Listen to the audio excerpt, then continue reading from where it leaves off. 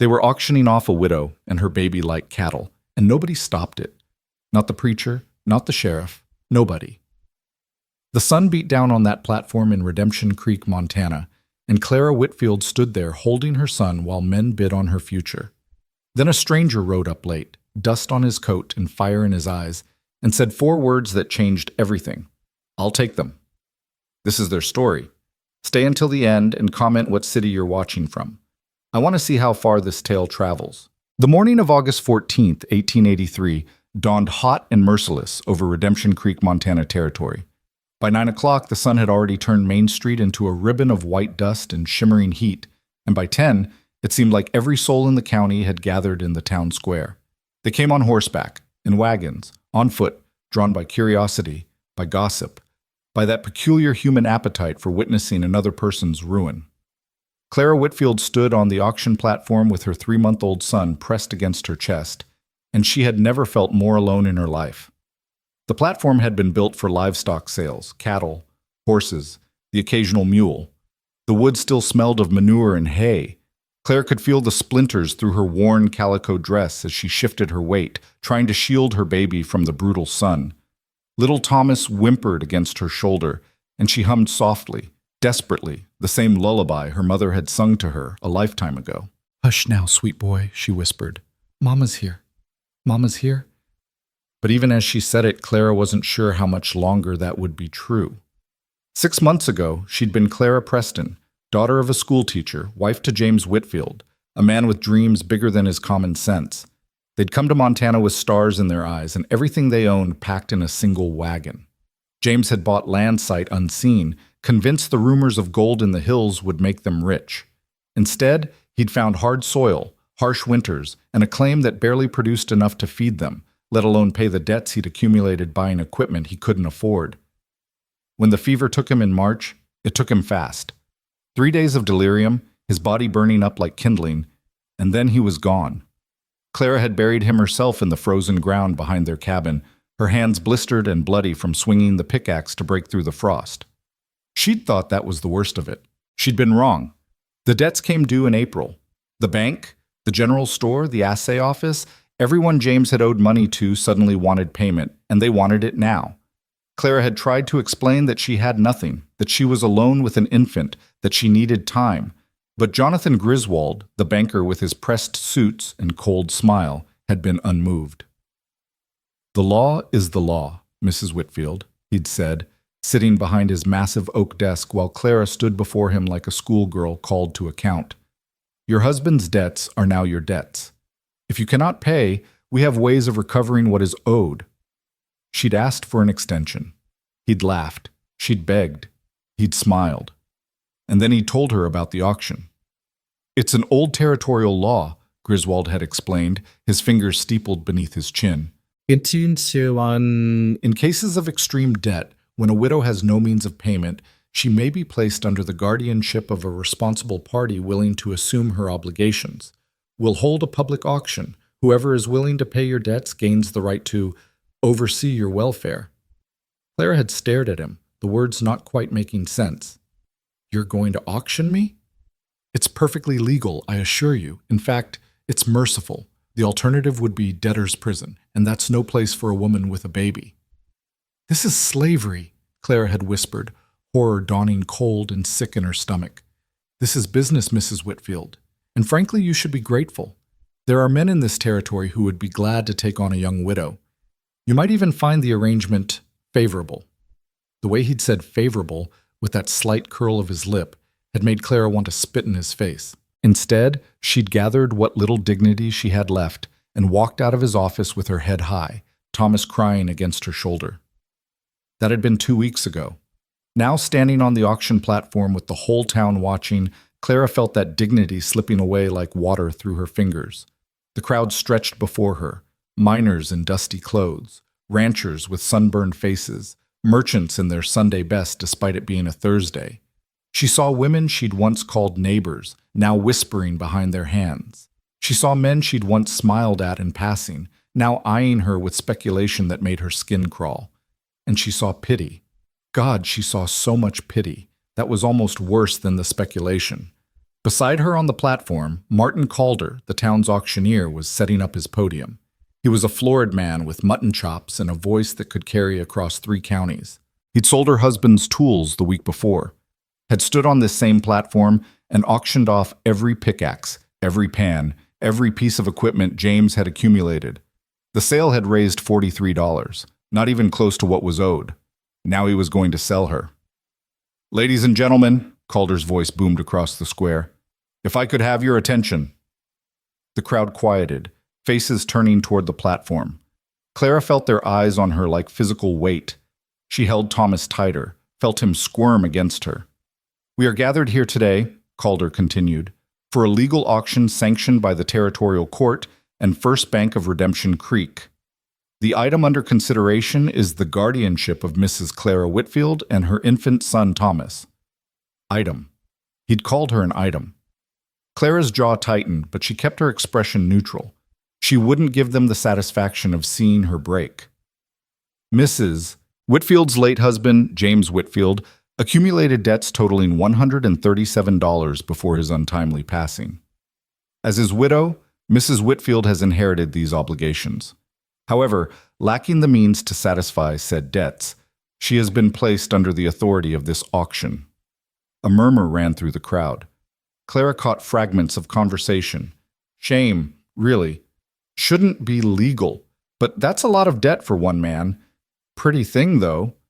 "The winning bidder," Calder was saying, "will assume all of Mrs. Whitfield's debts and gain legal guardianship of both her and the child. The terms of guardianship are at the discretion of the guardian, within the bounds of territorial law." Within the bounds of territorial law. That could mean almost anything. A guardian could demand she work as a servant, a cook, a laundress, or worse. The law was vague enough to allow for arrangements that made Clara's stomach turn. She'd heard stories. A widow over in Silver Bend had been auctioned off 3 years ago, had ended up as little more than an indentured servant to a rancher who worked her 16 hours a day and beat her if she complained. Another woman in Copper Falls had been forced to marry her guardian, a man 40 years her senior who'd wanted a young wife and didn't care if she loved him or not. Clara had spent the last 2 weeks trying to find another option. She'd written letters to her family back east, but her parents were dead, and her only brother had made it clear years ago that he wanted nothing to do with her after she'd married that fool dreamer, James. She'd applied for work at every business in town, but nobody wanted to hire a woman with an infant, especially not one who came with a reputation for unpaid debts. She was trapped. The only choice she had was which trap to walk into. "Now then," Calder said, pulling out a handkerchief to mop his brow. "Let's begin the bidding. Do I hear $50? Silence. Clara's heart hammered against her ribs. For a moment, a wild, irrational hope flared in her chest. Maybe nobody would bid. Maybe she could just walk away, take Thomas, disappear into the mountains. $50, a voice called out. The hope died. Clara's eyes found the speaker, a miner named Hutchins, a man with yellowed teeth and a reputation for cruelty. He'd propositioned her once, 2 months after James died, had cornered her outside the general store and suggested she might need comfort in her time of grief. She'd told him to go to hell. Now he was grinning at her from the crowd, and Clara felt bile rise in her throat. $50 to the gentleman in the back, Calder announced. Do I hear 60? 60, another voice said. This one belonged to Samuel Morrison, a widower who owned the saloon. He was older, gray-haired, and Clara had heard rumors about what he expected from the women who worked for him. She'd rather die than end up in his guardianship. $60. Do I hear 70? 70. The bidding continued, climbing in increments of $5 and $10. Each new voice felt like another nail in Clara's coffin. She recognized some of the bidders, men she'd served coffee to, men who'd tipped their hats to her on the street, men who were now haggling over her like she was a horse at auction. Thomas began to cry in earnest, his small fists flailing against her shoulder. Clara bounced him gently, whispering nonsense words of comfort, but her own heart was breaking and she couldn't keep the tremor out of her voice. $80, Calder crowed. We have $80 from Mr. Hutchins. Do I hear 85? The crowd had grown larger, Clara realized. More people had drifted over from the surrounding businesses, drawn by the spectacle. She saw women in their bonnets, pretending to be scandalized but unable to look away. She saw children tugging on their mother's skirts, asking what was happening. She saw men evaluating her, calculating whether she was worth the investment. 85, Morrison called out, his voice sharp with determination. $85. Do I hear 90? Clara scanned the crowd desperately, looking for a friendly face, anyone who might be willing to help her without expecting something terrible in return. She saw Mrs. Henderson from the boarding house, but the old woman quickly looked away when their eyes met. She saw Reverend Michaels, the Baptist preacher who'd presided over James's funeral, but he was studying his boots with great concentration. Where was the mercy? Where was the Christianity they all claimed to believe in? $90 to Mr. Hutchins. The sun was relentless, beating down on Clara's uncovered head. She'd lost her bonnet somewhere in the chaos of the morning, dropped it maybe, or left it in the wagon that had brought her here. Her dress was soaked with sweat, and Thomas was wailing now, his face red and scrunched with misery. "I'm sorry," Clara whispered to him, tears finally breaking free and streaming down her cheeks. "I'm so sorry, baby. I tried so hard." $95! The crowd was getting excited now, energized by the competition. Clara could hear them placing bets on who would win, could hear them laughing and joking like this was entertainment instead of the destruction of her entire life. Where was God in this moment? Where was justice? $100, Hutchins shouted, triumph in his voice. Calder slammed his gavel on the podium. $100! Going once? Clara closed her eyes. In moments, it would be over. She would belong to Hutchins, and he would expect... She didn't want to think about what he would expect. Going twice, maybe she could run. Maybe if she just jumped off the platform and ran, she could make it to the mountains before they caught her. Maybe she could... $100 in gold. The voice cut through the din like a knife, deep, quiet, but carrying across the square with absolute authority. "I'll take them now." Clara's eyes snapped open. The crowd parted, and she saw him, a man on horseback sitting atop a rangy chestnut mare at the edge of the square. He was tall, even in the saddle, broad-shouldered, wearing a dusty brown duster that hung open to reveal a faded blue work shirt. His hat was pulled low over his eyes, but Clara could see the hard line of his jaw, the exhaustion etched in every line of his weathered face. He looked like he'd been riding for days. The man dismounted in one fluid motion, tied his horse to the hitching post, and walked toward the platform. His boots rang against the packed earth with each step. He moved like a man who'd seen trouble and wasn't afraid of it, shoulders back, hands loose at his sides, eyes forward. Clara couldn't breathe. The crowd whispered and murmured as he passed. She caught fragments. "Who is that? Never seen him before?" "Look at his eyes!" The stranger reached the platform and looked up at Calder. Up close, Clara could see his face properly. Maybe 35, maybe older, with lines around his eyes that spoke of too much sun and not enough sleep. He had dark hair shot through with premature silver, a scar above his left eyebrow, and eyes the color of storm clouds. He looked at Clara for just a moment, and something in his gaze made her breath catch.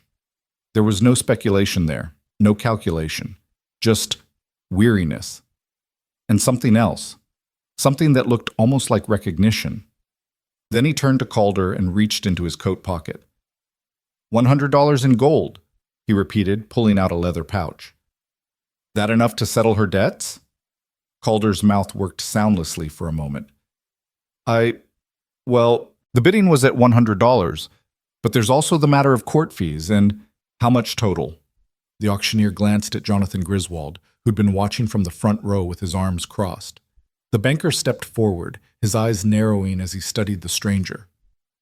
$115 would settle all accounts, Griswold said slowly. But we don't know you, sir. What exactly are your intentions toward Mrs. Whitfield? The stranger's jaw tightened almost imperceptibly. My intentions are to pay her debts and get her off this goddamn platform. Are you going to accept my money or not? A shocked silence fell over the crowd. Nobody spoke to Jonathan Griswold like that. Nobody. But Griswold's eyes were calculating. The bidding is at 100. If you want a guarantee, 120, the stranger said flatly. He poured gold coins onto the auctioneer's podium, and they gleamed in the harsh sunlight. $20 eagles, 6 of them! Now get her down! The crowd erupted in whispers. Clara stared at the coins, then at the stranger. $20 gold pieces. That was real money, the kind most people in Redemption Creek rarely saw. This man had just laid out more cash than some families earned in a year, and he'd done it without blinking. Who was he? Calder looked at Griswold. Griswold looked at the gold. Greed and propriety warred on his face for exactly 3 seconds before greed won. Sold, Griswold said curtly, to the gentleman for $120. Martin, complete the paperwork. Calder cleared his throat and raised his gavel. Then, by the authority vested in me by the territorial court, I declare this auction complete. Mrs. Clara Whitfield and her son are hereby placed under the guardianship of... He paused, looking at the stranger expectantly. Daniel Avery, the man said quietly. Mr. Daniel Avery, may God have mercy on all concerned. The gavel came down with a sharp crack. It was over. Just like that, Clara's fate had changed hands. She stood frozen on the platform, Thomas still crying against her shoulder, unable to process what had just happened. Daniel Avery turned to face her. Up close, his eyes were even more startling, gray-blue, like the sky before a storm, with depths that suggested he'd seen things that would have broken lesser men. He looked at her not with ownership or desire, but with something Clara couldn't quite identify. Regret? Duty? Ma'am, he said, and his voice was softer now, almost gentle. If you'd step down, please. We should get the child out of this sun. Clara's legs moved on instinct, carrying her down the platform steps. She felt disconnected from her body, like she was watching all of this happen to someone else. Thomas's wails had subsided into exhausted hiccups, and she pressed her lips to his damp forehead. The crowd was dispersing now, the show over, people drifting back to their business. But Clara could feel their eyes still on her, could hear their whispers following her like ghosts. She's lucky, really. Could have been worse. Wonder what he'll do with her. Daniel Avery was speaking quietly with Griswold and Calder, signing papers, watching as the banker counted his gold with greedy fingers. Clara stood a few feet away, swaying slightly, the heat and shock catching up with her all at once. The world tilted. Strong hands caught her elbows before she could fall. She looked up to find Daniel Avery steadying her, his expression unreadable. Easy, he said. When's the last time you ate? Clara blinked at him. Ate? She couldn't remember. Breakfast, maybe? Or had that been yesterday? I don't... Right. His grip on her arm was firm but not rough. There's a boarding house across the street. Can you walk? She nodded, though she wasn't sure it was true. Thomas had grown heavy in her arms, and her legs felt like water. Daniel seemed to sense her unsteadiness. Without asking permission, he reached over and gently took Thomas from her arms. The baby, exhausted from crying, simply nestled against the stranger's chest and closed his eyes. Clara should have protested, should have demanded her son back, but she was too tired, too overwhelmed. She let Daniel guide her across the street, his hand still on her elbow, his presence oddly steadying. The boarding house was run by Mrs. Henderson, the same woman who'd refused to meet Clara's eyes during the auction. Now she bustled forward, her expression anxious. Mr. Avery, I didn't know you were in town. Would you like your usual room? Please, Daniel said, and a meal, if you have it, for both of us. Mrs. Henderson's eyes darted to Clara, and something complicated crossed her face, shame, maybe, or embarrassment. Of course, right away. Room 3 is ready. I'll bring up a tray. The room was small, but clean. A bed with a patchwork quilt, a washstand, a rocking chair in the corner. Daniel set Thomas gently on the bed, arranging pillows around him so he wouldn't roll, then turned to Clara. Sit, he said, gesturing to the chair. Before you fall down. Clara sat. Her hands were shaking, she realized. Her whole body was shaking. Daniel pulled the other chair over and sat across from her, his elbows on his knees, his hat in his hands. For a long moment, they just looked at each other. I know you have questions, he finally said. Clara's voice came out rough, barely above a whisper. Who are you? Daniel Avery. I have a ranch about 40 miles north of here, up in the foothills. Why did you... Why would you? She couldn't finish the sentence. Why would you buy me? Why would you save me? What do you want from me? Daniel's expression softened slightly. I knew your husband, he said quietly. James Whitfield. We served together during the war, briefly, but long enough. He saved my life once, during a skirmish outside Chattanooga. Took a bullet that was meant for me. Clara stared at him. James had never mentioned anyone named Daniel Avery, but then James had rarely talked about the war. When he did, it was usually in nightmares. He never said, I expect he didn't remember. It was chaos, and he was wounded himself, got sent home to recover while the rest of us kept fighting. I tried to look him up after the war, to thank him properly, but Daniel shrugged. You know how it is. People scatter. I lost track. Then how did you know I was here? I didn't. I was passing through on business, stopped in town to pick up supplies. Heard people talking about an auction, about a widow and a baby. When I heard the name Whitfield, he paused, his jaw working. I had to know if it was him, if it was his family. Tears were streaming down Clara's face again, though she hadn't realized she'd started crying. He's dead. James is dead. I know. Daniel's voice was heavy with something that might have been grief. I'm sorry I didn't get here sooner. Sorry I wasn't here to help when he got sick. You couldn't have known. Maybe not. But I'm here now, and I owe that man a debt I can never fully repay. So I'm going to do what I can for his wife and his son. Clara wiped her eyes with the back of her hand. What? What happens now? You're my guardian. You own me. The words tasted like ashes in her mouth. Daniel's eyes flashed with something hot and angry. I don't own you. Nobody owns you. That auction was barbaric and wrong, and if I had any say in it, the law that allows it would be burned out of the books. But here's what's going to happen, Daniel said, leaning forward. You're going to eat the meal Mrs. Henderson brings up. You're going to rest for a day or two while we figure out what you need. Then, if you're willing, you'll come to my ranch. I need help running the place. Cooking, cleaning, general housekeeping. It's honest work for honest pay. Clara's head was spinning. You're offering me a job? I'm offering you a place to stay where nobody will auction you off like livestock. I'm offering you safety for you and your boy. And if you decide after a month or a year or however long that you want to leave, you can. I won't stop you. You're not a prisoner, Mrs. Whitfield. You're not a slave. You're a woman who deserves better than what this town tried to do to you. He stood up, placing his hat back on his head. I'll take the storage room downstairs. You and the boy can have this room for as long as you need it. We'll talk more when you've rested. He was at the door when Clara found her voice again. Mr. Avery? He turned, his hand on the doorknob. Why? The word came out broken, desperate. Why would you do this? You don't know me. I could be awful. I could steal from you.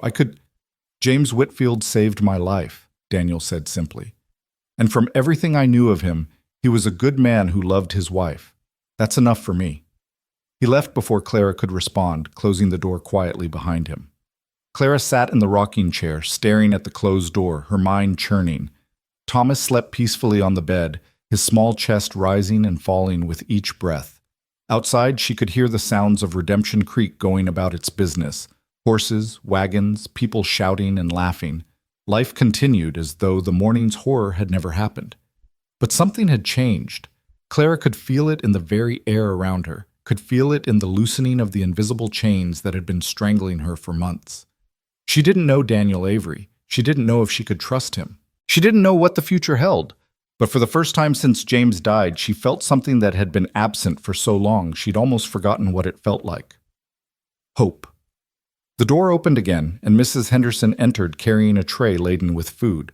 Fresh bread, butter, cold chicken, pickled vegetables, and a pot of tea. The older woman set it on the small table, her movements quick and nervous.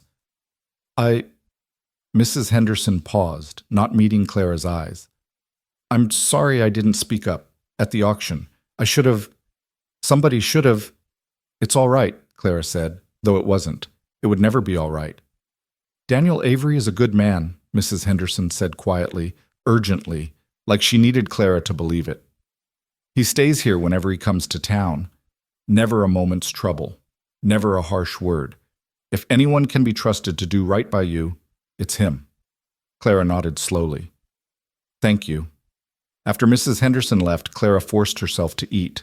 The food was simple but good, and she hadn't realized how hungry she was until she started. She ate mechanically, her mind miles away, trying to process everything that had happened. This morning, she'd been Clara Whitfield, widow and debtor, standing on an auction block with her son, facing a future too dark to contemplate. Now she was... what?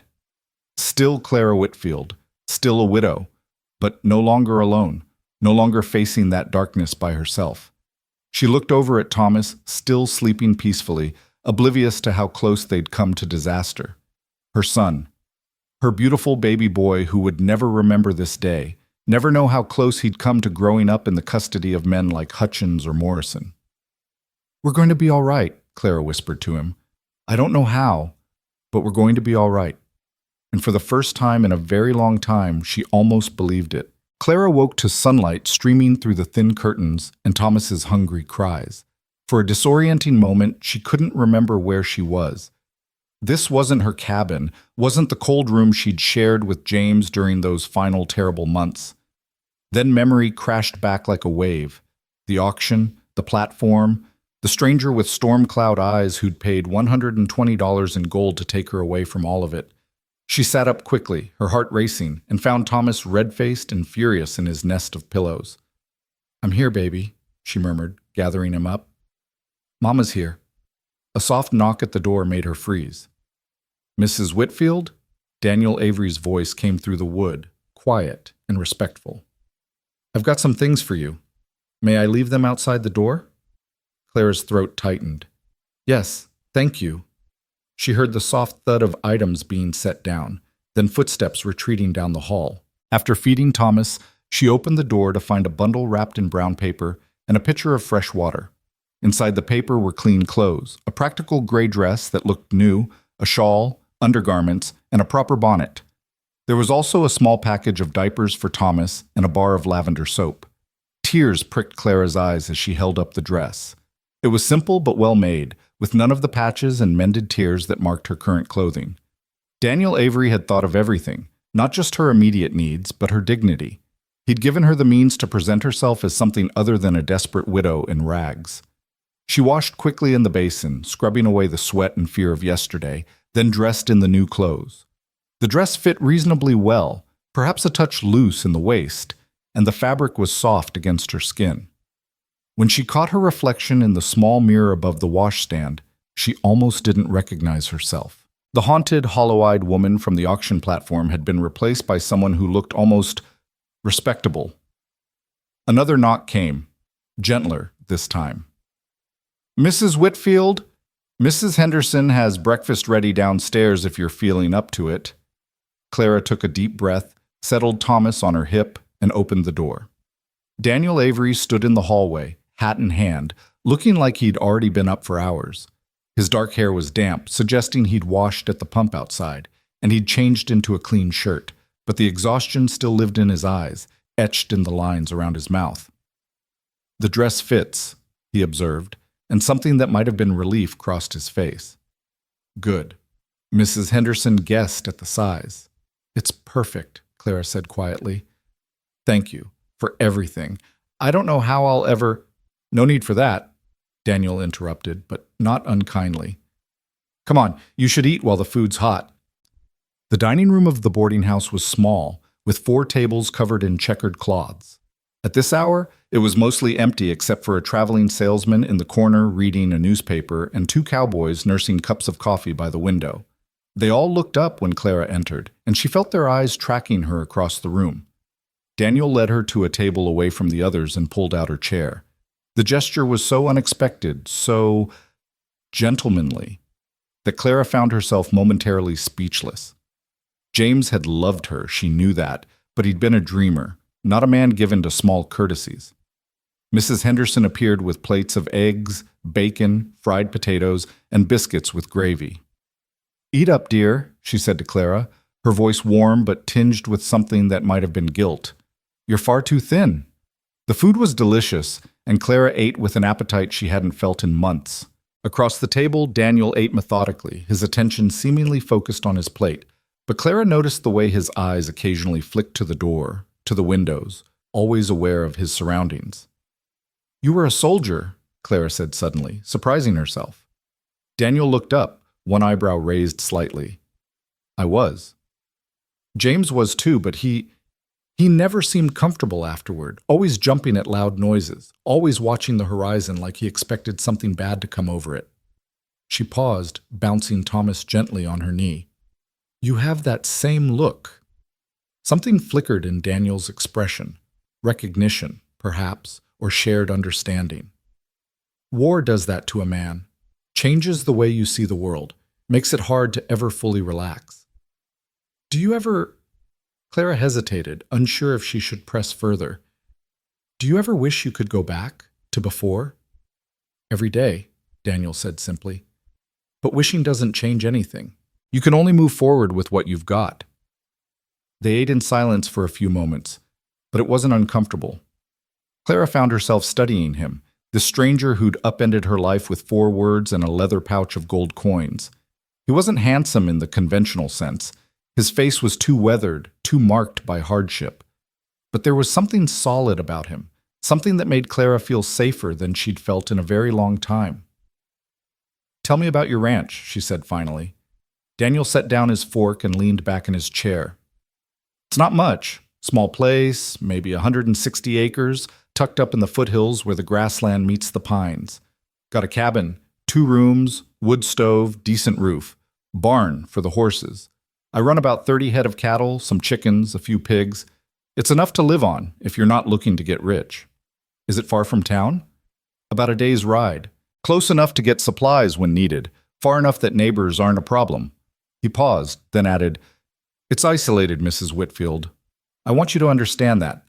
The nearest homestead is 5 miles away, and they're not what you'd call sociable. It's quiet.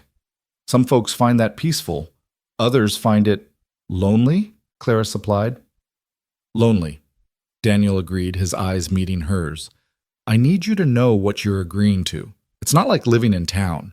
There's no boarding house nearby, no general store down the street. If something goes wrong, you're on your own until help can arrive. And winter," he shook his head, "winter can be brutal up there. We get snowed in for weeks sometimes." Clara thought about her cabin, about the months she'd spent alone with a newborn and a dying husband, about the crushing isolation of grief. "I don't think I could be more alone than I've already been," she said quietly. Daniel studied her for a long moment, then nodded slowly. "Fair enough, but I want you to have a choice. If you'd rather stay here in town, find work here, I can arrange that. I'll pay off your debts either way. That's done. You don't owe me anything." "Except I do," Clara said. "You paid $120 for me. That's not a small sum." "I paid that to get you off that platform," Daniel corrected, his voice taking on an edge. "Not to buy you. The money's gone and I don't expect it back. What I'm offering now is employment, Mrs. Whitfield. Honest work for fair wages. You'd have room and board plus $30 a month. If you decide to leave, you can keep whatever you've saved." $30 a month. Clara's mind reeled. That was more than most women earned for domestic work, more than she'd ever imagined having. In a year, she could save enough to what? Start over somewhere, buy her own property? Why? The question burst out before she could stop it. "Why would you pay me so much just to keep house?" Daniel was quiet for a moment, his fingers tracing the rim of his coffee cup. "Because I know what it's like to have nothing, to be at someone else's mercy. And because your husband saved my life, and the least I can do is make sure his wife and son have a fair chance at building a future." "You said you barely knew him." "I knew him enough." Daniel's voice was firm. "One day in battle can tell you everything you need to know about a man's character. James Whitfield was brave and decent, and he died too young, leaving behind people who deserved better than what this town tried to do to them. That's enough for me." Clara felt tears threatening again and blinked them back hard. She'd cried more in the past 24 hours than she had in the entire 6 months since James's death, and she was tired of it. Tired of feeling helpless. Tired of being grateful. Tired of not knowing what came next. "I'll come to your ranch," she said, her voice steady despite the turmoil inside her. "I'll work hard, Mr. Avery. You won't regret this." "I'm sure I won't," Daniel said, and there was something that might have been a smile tugging at the corner of his mouth. "And it's Daniel. If we're going to be living under the same roof, we might as well use given names." "Then you should call me Clara." "Clara," he repeated, testing the name. "All right then, Clara. Finish your breakfast. We've got supplies to buy before we head out, and I'd like to be on the road by noon." The next few hours passed in a blur of activity. Daniel took Clara to the general store, where he purchased enough supplies to fill 2 large crates: flour, sugar, coffee, salt pork, dried beans, canned goods, bolts of fabric, sewing notions, and a dozen other essentials. He added blankets, cooking pots, and a small stove burner without consulting her, then surprised her by asking what she needed for Thomas. I don't know," Clara admitted, overwhelmed by the abundance. "Diapers, I suppose. And maybe some fabric to make him new clothes. He's growing so fast." Daniel nodded and added those items to the growing pile. The storekeeper, a nervous man named Paulson, who'd been at the auction, kept shooting anxious glances between them. "That'll be $47, Mr. Avery," he said, tallying up the purchases. Daniel counted out the money without blinking, which sent Paulson's eyebrows nearly to his hairline. Clara felt a flutter of anxiety in her stomach. Daniel had already spent $120 yesterday, and now another $47. How much money did this man have? As if reading her thoughts, Daniel caught her eye as they left the store. "Don't worry about the cost. I do all right for myself. Not rich, but comfortable enough." "You must be more than comfortable to spend this kind of money so easily," Clara said before she could stop herself. Daniel's expression closed off slightly, and Clara immediately regretted the comment. "I'm sorry, that was rude. It's none of my business." "It's a fair question," Daniel said after a moment. "Truth is, I made some lucky investments in silver a few years back. Sold at the right time, banked most of it. I live simple because I choose to, not because I have to." He paused at his horse, running a hand down the mare's neck.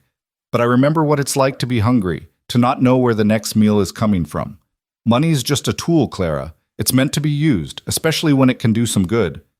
They loaded the supplies into a wagon Daniel had arranged to rent, and he helped Clara climb up onto the seat.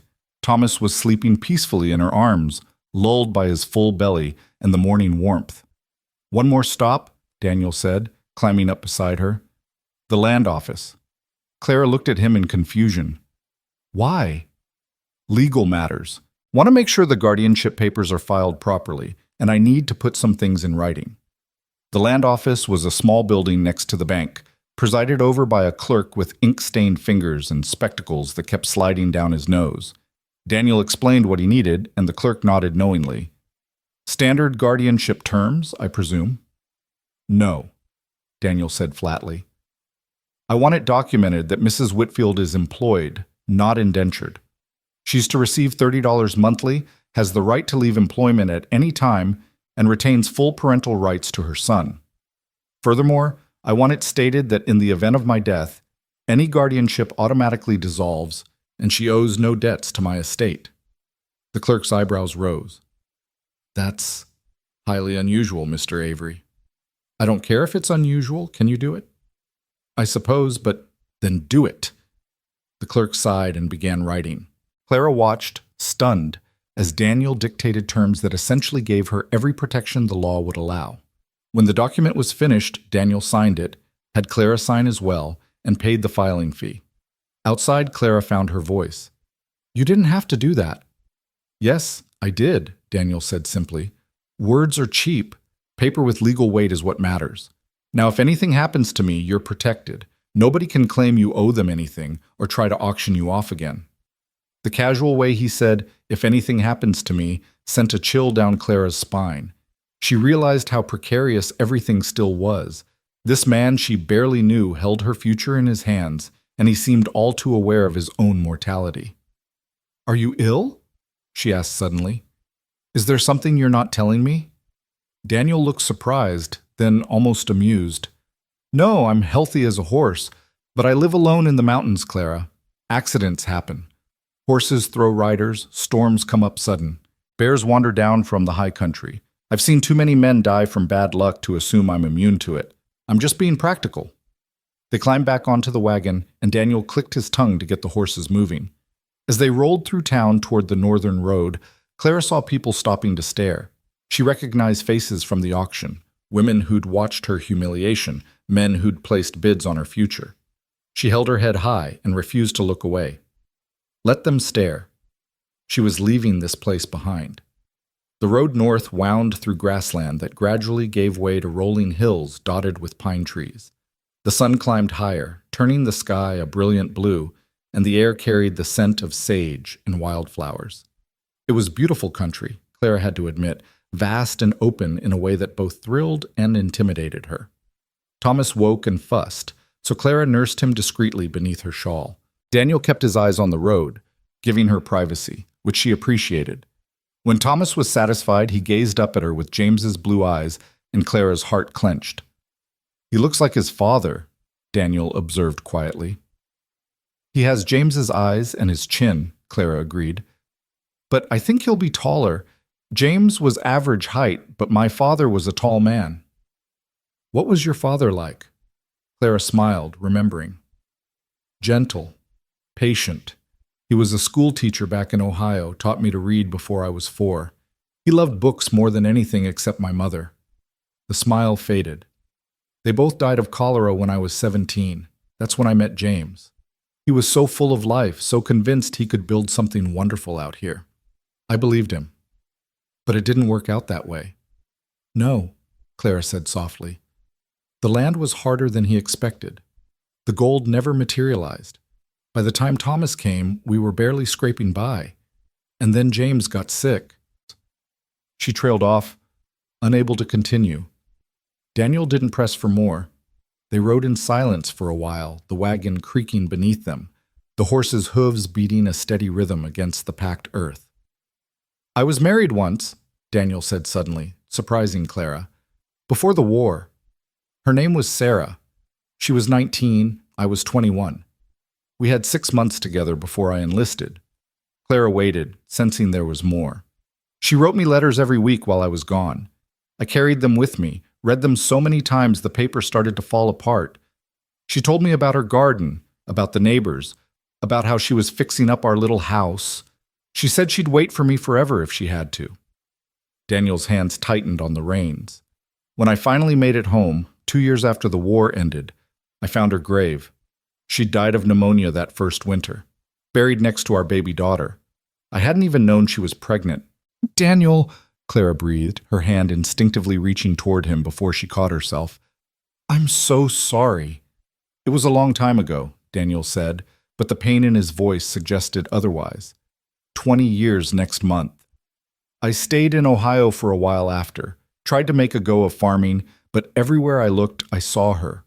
Heard her voice in the wind, saw her face in every woman who passed. So I came west, started over where nothing reminded me of what I'd lost." "Is that why you never remarried?" Daniel shrugged. "Partly, but mostly because I like the quiet. Solitude suits me. At least I thought it did." He glanced at her, his expression unreadable. "We'll see how I manage with company." "I'll try not to be too much of a burden," Clara said, attempting lightness.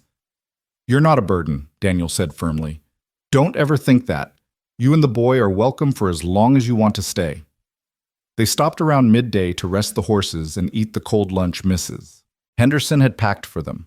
They sat in the shade of a massive cottonwood tree while Thomas played on a blanket, grabbing at grass and putting everything in his mouth. "He's a good baby," Daniel observed, watching Thomas with an expression Clara couldn't quite read.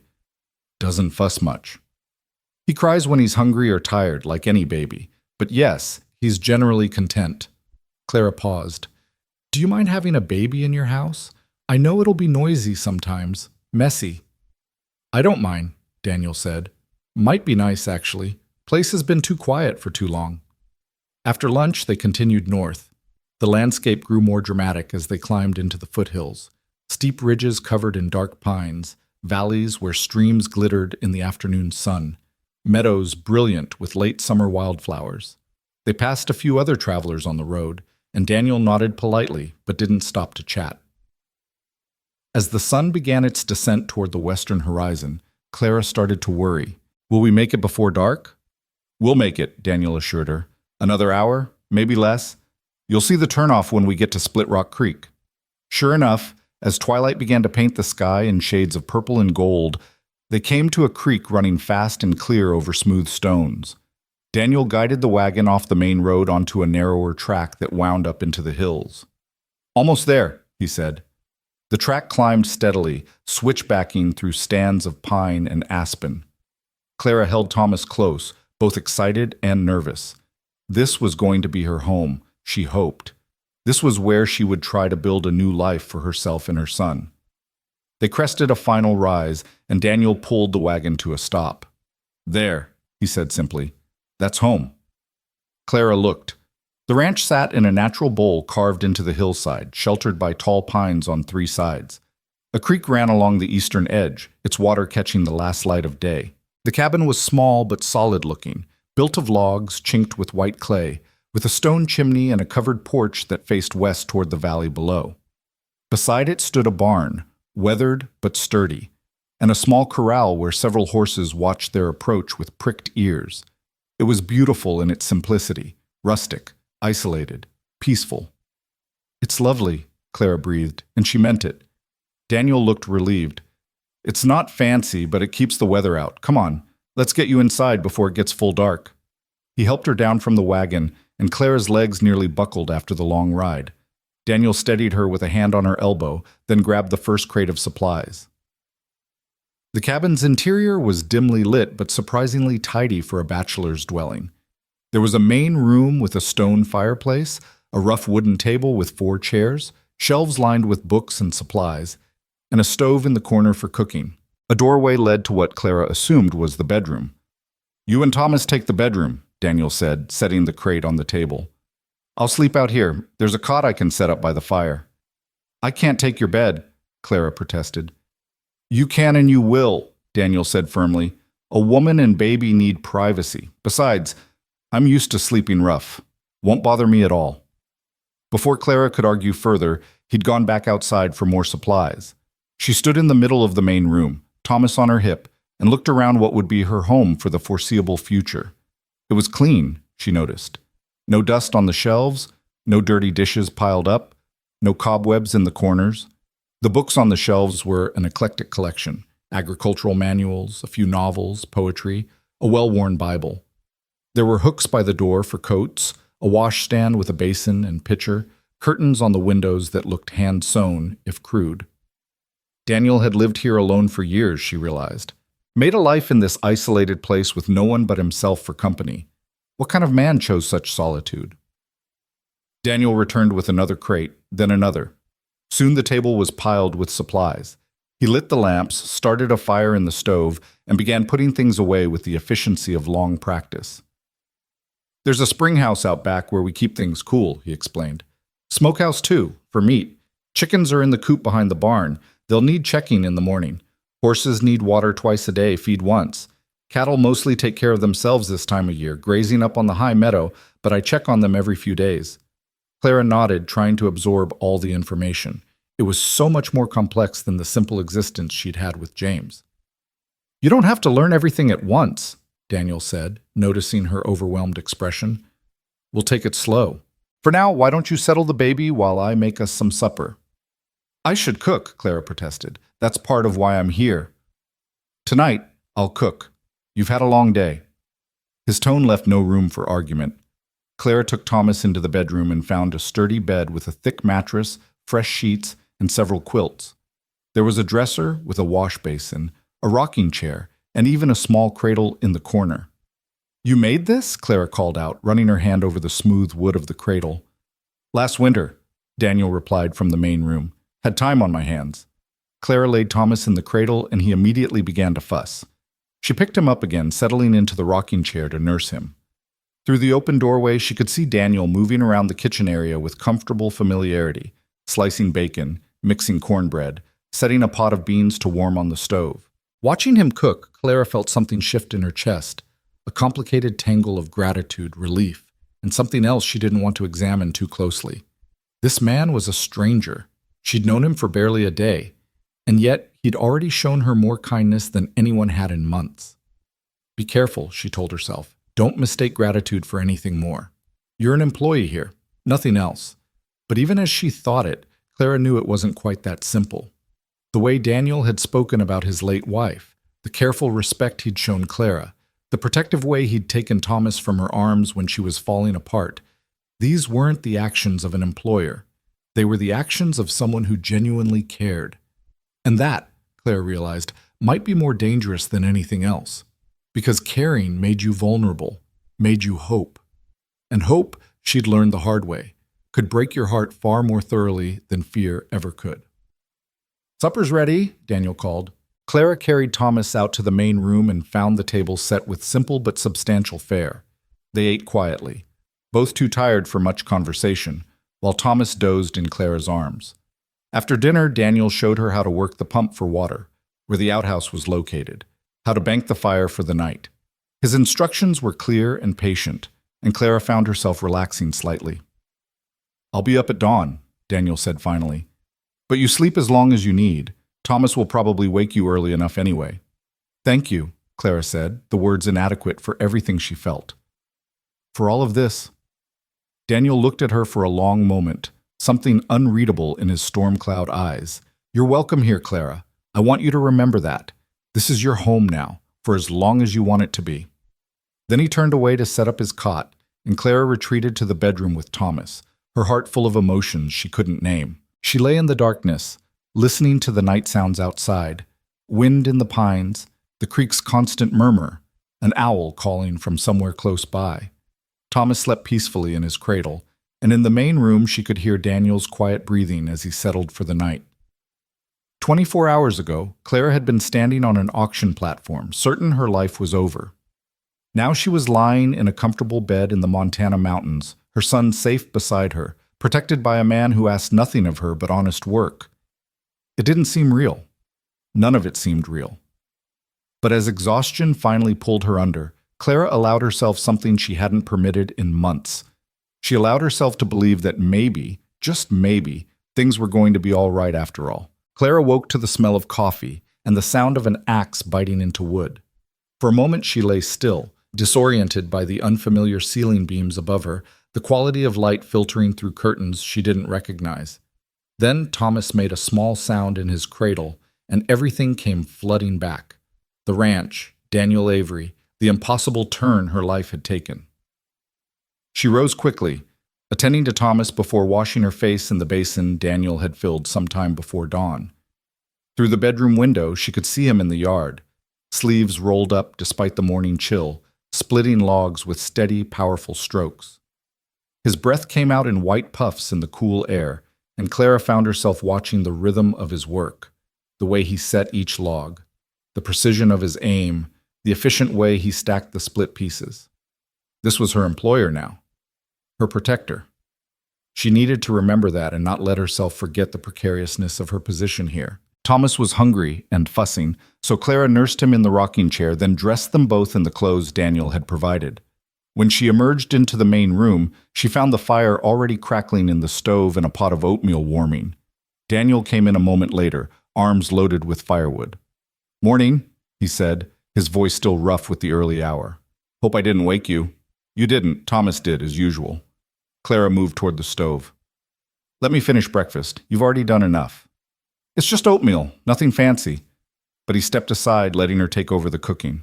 Clara added more water to the pot, stirred in some of the brown sugar and cinnamon she'd seen in the supplies, and cut thick slices of bread from the loaf Daniel had made. Surprisingly good bread, she noted. They ate together at the table, Thomas propped in Clara's lap, grabbing at everything within reach. "He's going to need a high chair," Daniel observed. "I can make one if you tell me what would work best." "You don't have to—" "Clara." Daniel's voice was patient but firm. "I know I don't have to. I want to. Besides, it'll make your life easier, and that's part of why you're here, to make the ranch run smoother. Can't do that if you're constantly juggling a baby while trying to work." She nodded, feeling the heat rise in her cheeks. She wasn't used to someone anticipating her needs, wasn't used to being considered at all. "Thank you. That would be helpful." After breakfast, Daniel gave her a proper tour of the ranch. The barn was larger than it had seemed in the twilight, with stalls for 6 horses, though only 4 were currently occupied, and a hayloft above. The tack room was meticulously organized, every bridle and saddle in its place, every tool clean and oiled. "You keep things neat," Clara commented. "Learned in the army. Everything in its place means you can find it when you need it, even in the dark." Daniel ran his hand along a saddle, checking the leather. "Plus good care means things last. Can't afford to replace equipment every season."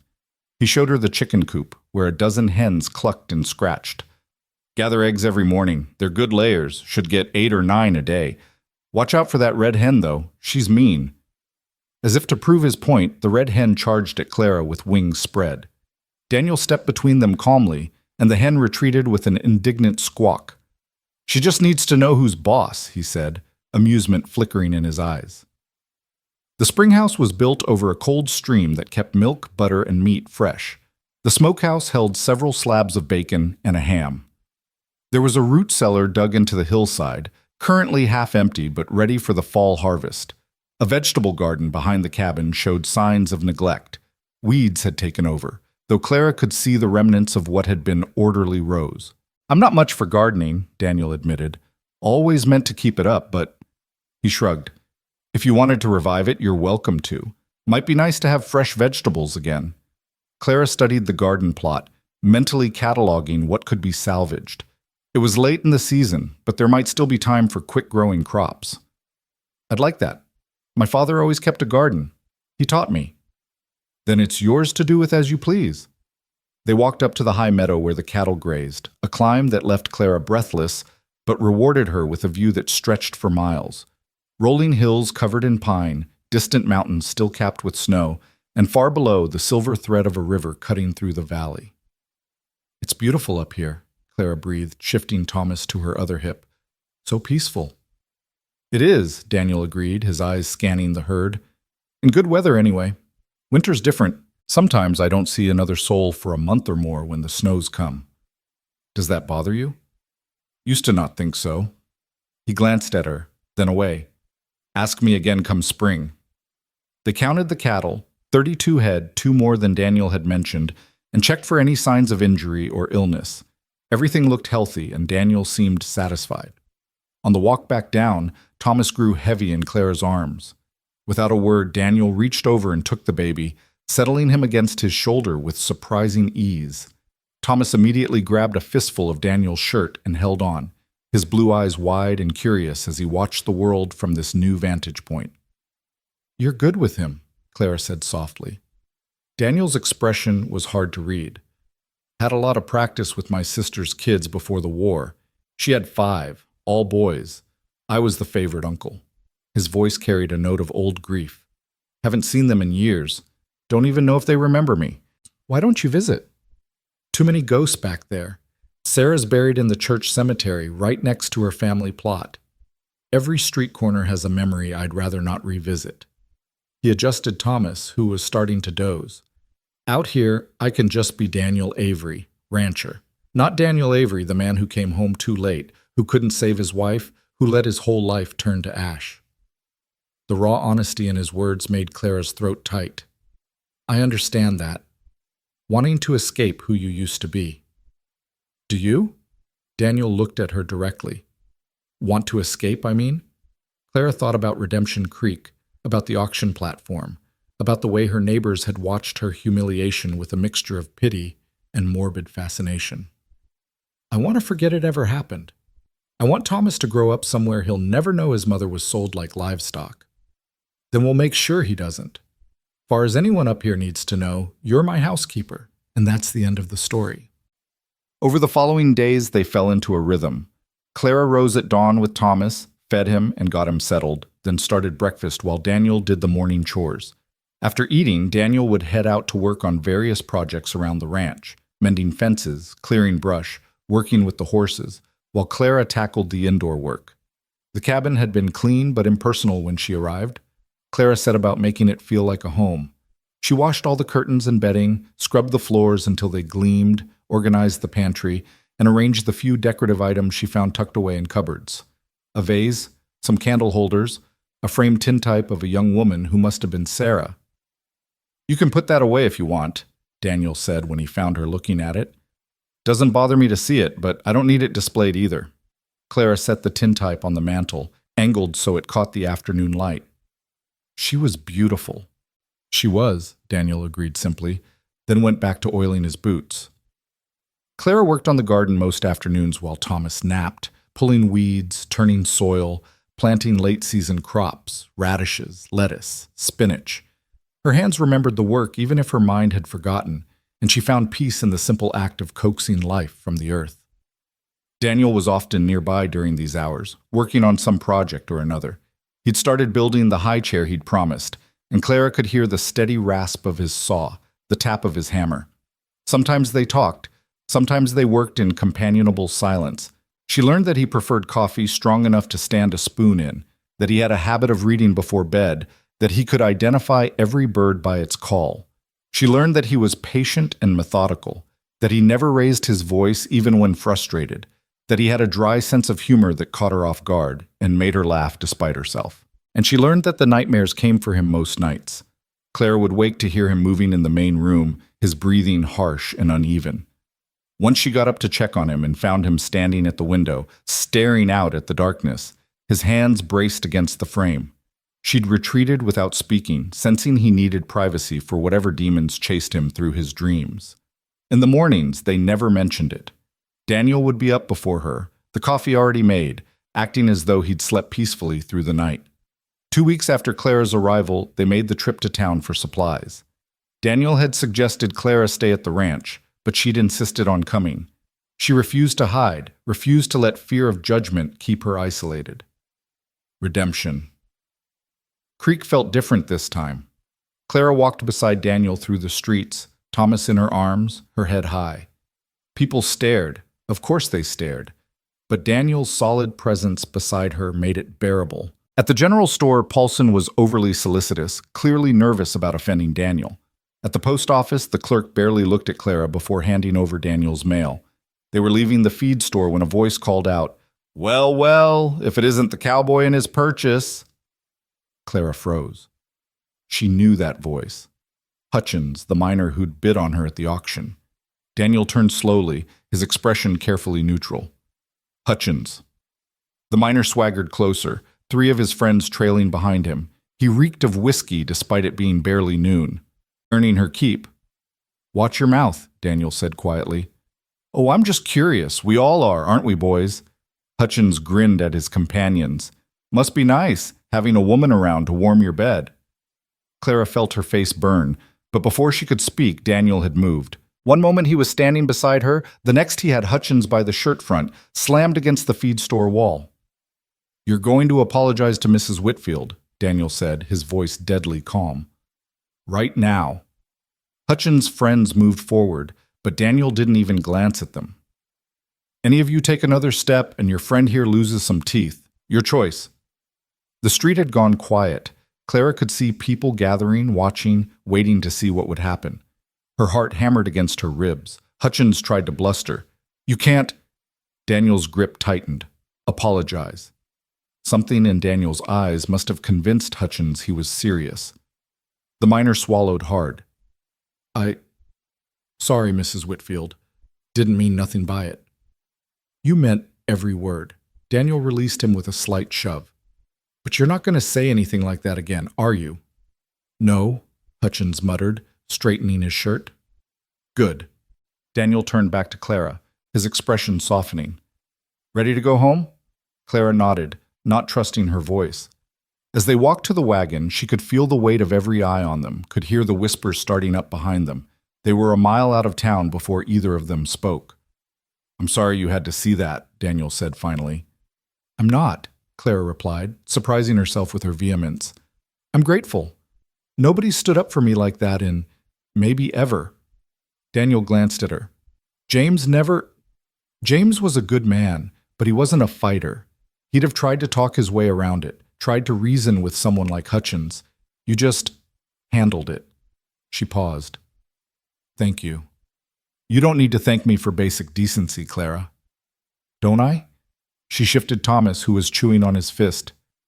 Decency's been in short supply lately. I'll thank you when you give it because it matters. Because you matter. The words hung into the air between them, heavier than Clara had intended. Daniel's hands tightened on the reins, but he didn't respond. They rode the rest of the way home in silence, but it wasn't uncomfortable. If anything, Clara felt like something had been said that needed saying, some line had been crossed that couldn't be uncrossed. That night, after Thomas was asleep, Clara found Daniel on the porch, sitting on the steps and looking out at the stars. The night was clear and cold, the sky so full of stars it looked like someone had spilled diamonds across black velvet. "Mind if I join you?" Clara asked. Daniel moved over slightly, making room. Clara sat beside him, wrapping her shawl tighter against the chill. "I've been thinking," she said after a moment, "about what happened today. Clara, I told you, let me finish." She took a breath. "I've been thinking about how easy it would have been for you to let Hutchins say what he wanted, to avoid confrontation, to protect yourself instead of me. But you didn't. You put yourself between me and ugliness, and I need you to know what that means to me." Daniel was quiet for so long that Clara thought he wouldn't respond. Then, "When I came back from the war and found Sarah gone, I wasn't right for a long time after. Kept thinking about all the moments I'd missed, all the times I could have been there and wasn't.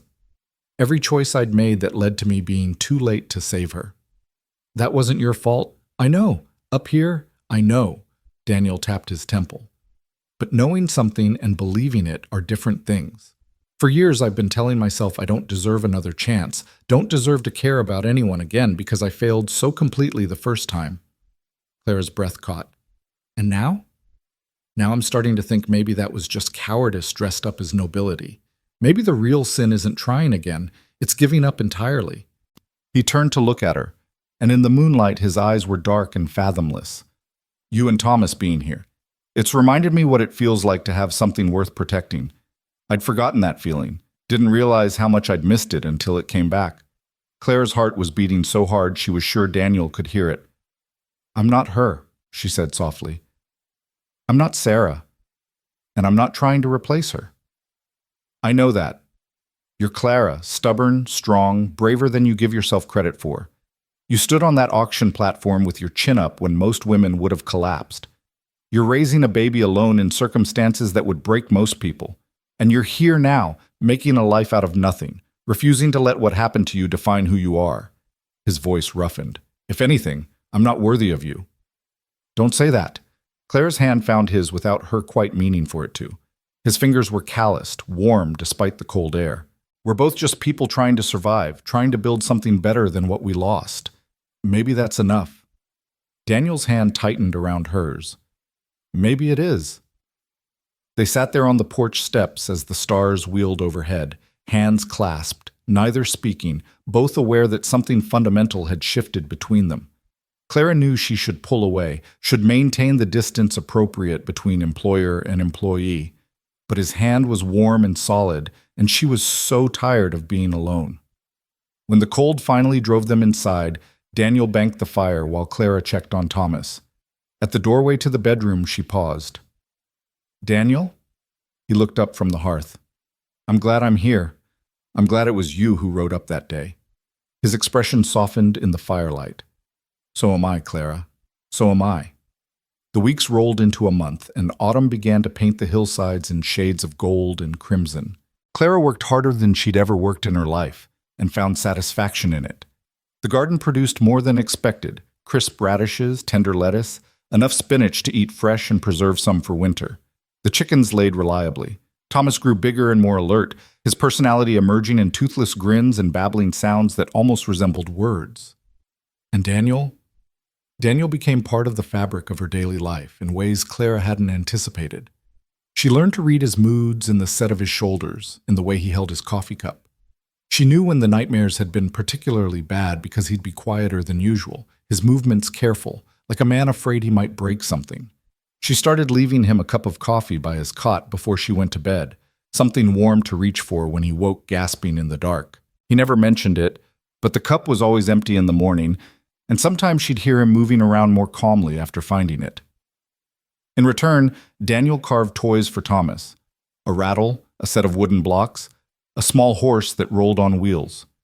He finished the high chair and presented it with the same matter-of-fact pride he showed in everything he built. He taught Clara to ride properly, leading her around the corral on one of his gentler mares until she found her balance. "You're a natural," he said one afternoon, watching her trot circles around him. "Another few weeks and you'll be ready for trail riding." "Will you take me?" Clara asked, breathless from the exercise. "Up to the high meadow? I'd love to see more of the ranch." "When you're ready, and when Thomas is old enough to leave with Mrs. Crawley for a few hours." "Who's Mrs. Crawley?" "Neighbor about 5 miles east. She and her husband run sheep. She's got grandchildren and wouldn't mind watching Thomas if we asked." Daniel shaded his eyes against the afternoon sun. "I was thinking we could ride over there next week, introduce you properly. Good to know your neighbors out here." The visit to the Crawleys was easier than Clara expected. Mrs. Crawley was a round, cheerful woman in her 50s who immediately fell in love with Thomas and plied Clara with tea and fresh scones. Her husband was taciturn but kind, and their ranch was well maintained despite being smaller than Daniel's. "It's good Daniel's got company finally," Mrs. Crawley confided while the men talked cattle prices on the porch. "He's been alone too long up there. Man needs people, needs family. It's not healthy, all that solitude." "I'm just his housekeeper," Clara said quickly. Mrs. Crawley gave her a look that suggested she didn't believe that for a second, but was too polite to say so. "Of course, dear, however you want to call it. I'm glad you're here. And you come visit any time, you hear? It gets lonely for us women out here, too." On the ride home, Clara mulled over Mrs. Crawley's words. What did people think about her and Daniel? Did they assume they were more than employer and employee? Did it matter if they did? "You're quiet," Daniel observed. "Just thinking." "About?" Clara hesitated, then decided honesty was easier than evasion. "Mrs. Crawley seemed to think that you and I were more than we are." Daniel's expression didn't change. "Does that bother you?" "I don't know. Does it bother you?" "I stopped caring what people think a long time ago." He was quiet for a moment. "But if it's going to cause you trouble, cause people to talk." "People are already talking," Clara interrupted. "They watched me get auctioned off like cattle, Daniel. My reputation couldn't get much worse. If Mrs. Crawley wants to think we're courting or married or whatever she imagines, I don't see how it hurts anything." "Courting," Daniel repeated, and there was something in his voice Clara couldn't quite identify. Amusement? Hope? Is that what we're doing? Clara's heart skipped a beat. That's not what I meant. It's all right, Clara. But the corner of Daniel's mouth quirked slightly, and Clara felt her face heat. Let's get home. Those clouds look like rain, and I want to get the horses under cover before it hits. That night it stormed, a proper mountain storm that rattled the windows and sent rain hammering against the roof. Clara sat in the rocking chair with Thomas, who was fussy and upset by the thunder. She sang to him softly, the same lullabies her mother had sung, trying to soothe them both. Through the bedroom doorway, she could see Daniel reading by lamplight, seemingly unbothered by the storm. He'd changed into dry clothes after securing the barn, and his hair was still damp, curling slightly at the ends. Clara found herself watching him, noting the way the lamplight shadowed the planes of his face, the unconscious grace in how he turned the pages of his book. When had he become so familiar to her? When had the sight of him stopped being that of a stranger and started being something closer to home? A particularly loud crack of thunder made Thomas wail, and Daniel looked up. He all right? Just scared. He's not used to storms like this. Daniel set his book aside and came to the bedroom doorway. May I? Clara nodded, and Daniel crossed to them, kneeling beside the rocking chair. He didn't take Thomas, just laid one large hand gently on the baby's back, his touch steady and warm. It's just noise, little man, Daniel said softly. Nothing to be afraid of. Your mama's here, and I'm here, and you're safe. Something in his voice, the calm certainty of it, seemed to penetrate Thomas's fear. The baby's cries subsided to hiccups, then to quiet snuffles. His eyes drooped, exhaustion finally winning over terror. Daniel stayed kneeling beside them until Thomas was fully asleep, his hand a constant, reassuring presence. Clara was acutely aware of how close he was, could smell the clean scent of rain on his skin, could see every detail of his face in the lamplight. Thank you, she whispered. Daniel looked up at her, and the expression in his eyes made Clara's breath catch. There was tenderness there, yes, but also longing and uncertainty, and something that looked almost like fear. "Clara," he began, his voice rough, "I need to tell you." Another crack of thunder shook the cabin, and Thomas startled awake with a cry. The moment shattered. Daniel pulled back, standing quickly. "I should let you settle him," he said, his voice returning to its usual steady tone. "Good night, Clara." "Good night," Clara managed, but he was already retreating to the main room, leaving her wondering what he'd been about to say. She rocked Thomas back to sleep, her mind churning. Something was happening between them, something she hadn't planned for and didn't quite know how to name. She cared for Daniel, that much was undeniable. Cared for him in ways that went far beyond gratitude, in ways that had nothing to do with him being her employer or protector. But what did that mean? Where could it possibly lead?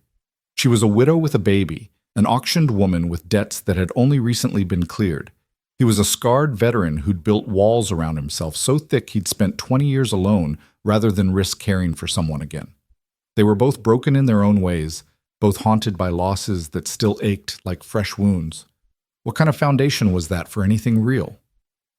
And yet when Daniel looked at her like he had tonight, when his hand rested so gently on Thomas's back, when he built toys for her son and taught her to ride and stood up to men like Hutchins without hesitation, in those moments, Clara felt something she'd been certain she'd never feel again. She felt hope. Dangerous, terrifying, wonderful hope. The storm raged on into the night, but inside the cabin, Clara held her sleeping son and tried to imagine a future she'd thought lost forever. A future that might include Daniel Avery, might include a home that was more than just shelter, might include the kind of quiet happiness she'd only dreamed about during those dark months after James's death. It was too soon, she told herself. Too complicated. Too uncertain.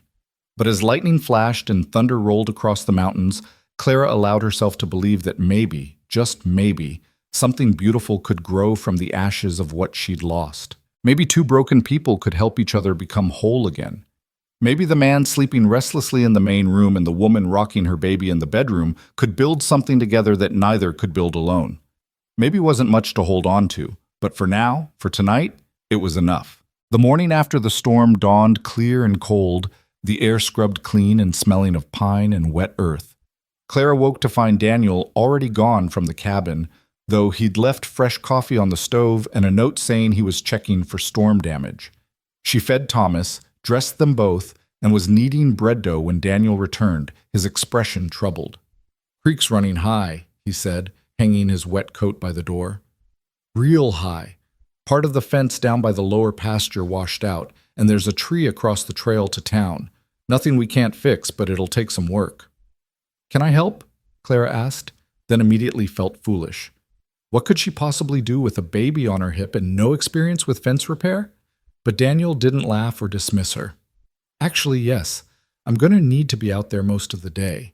If you could pack me some lunch and keep things running here, that would help considerably. And keep an eye on the creek. If it keeps rising, we might need to move the chickens to higher ground."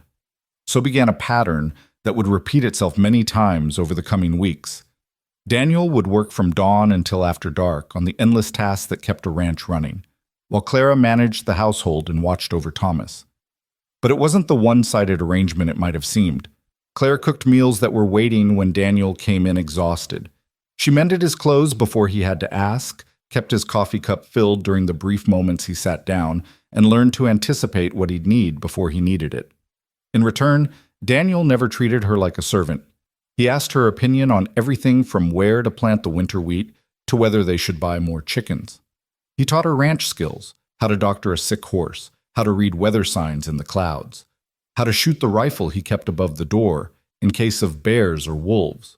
"You need to know how to protect yourself and Thomas," he'd said, showing her how to load and aim. "I'm not always going to be here, and out here, you can't rely on anyone coming to help."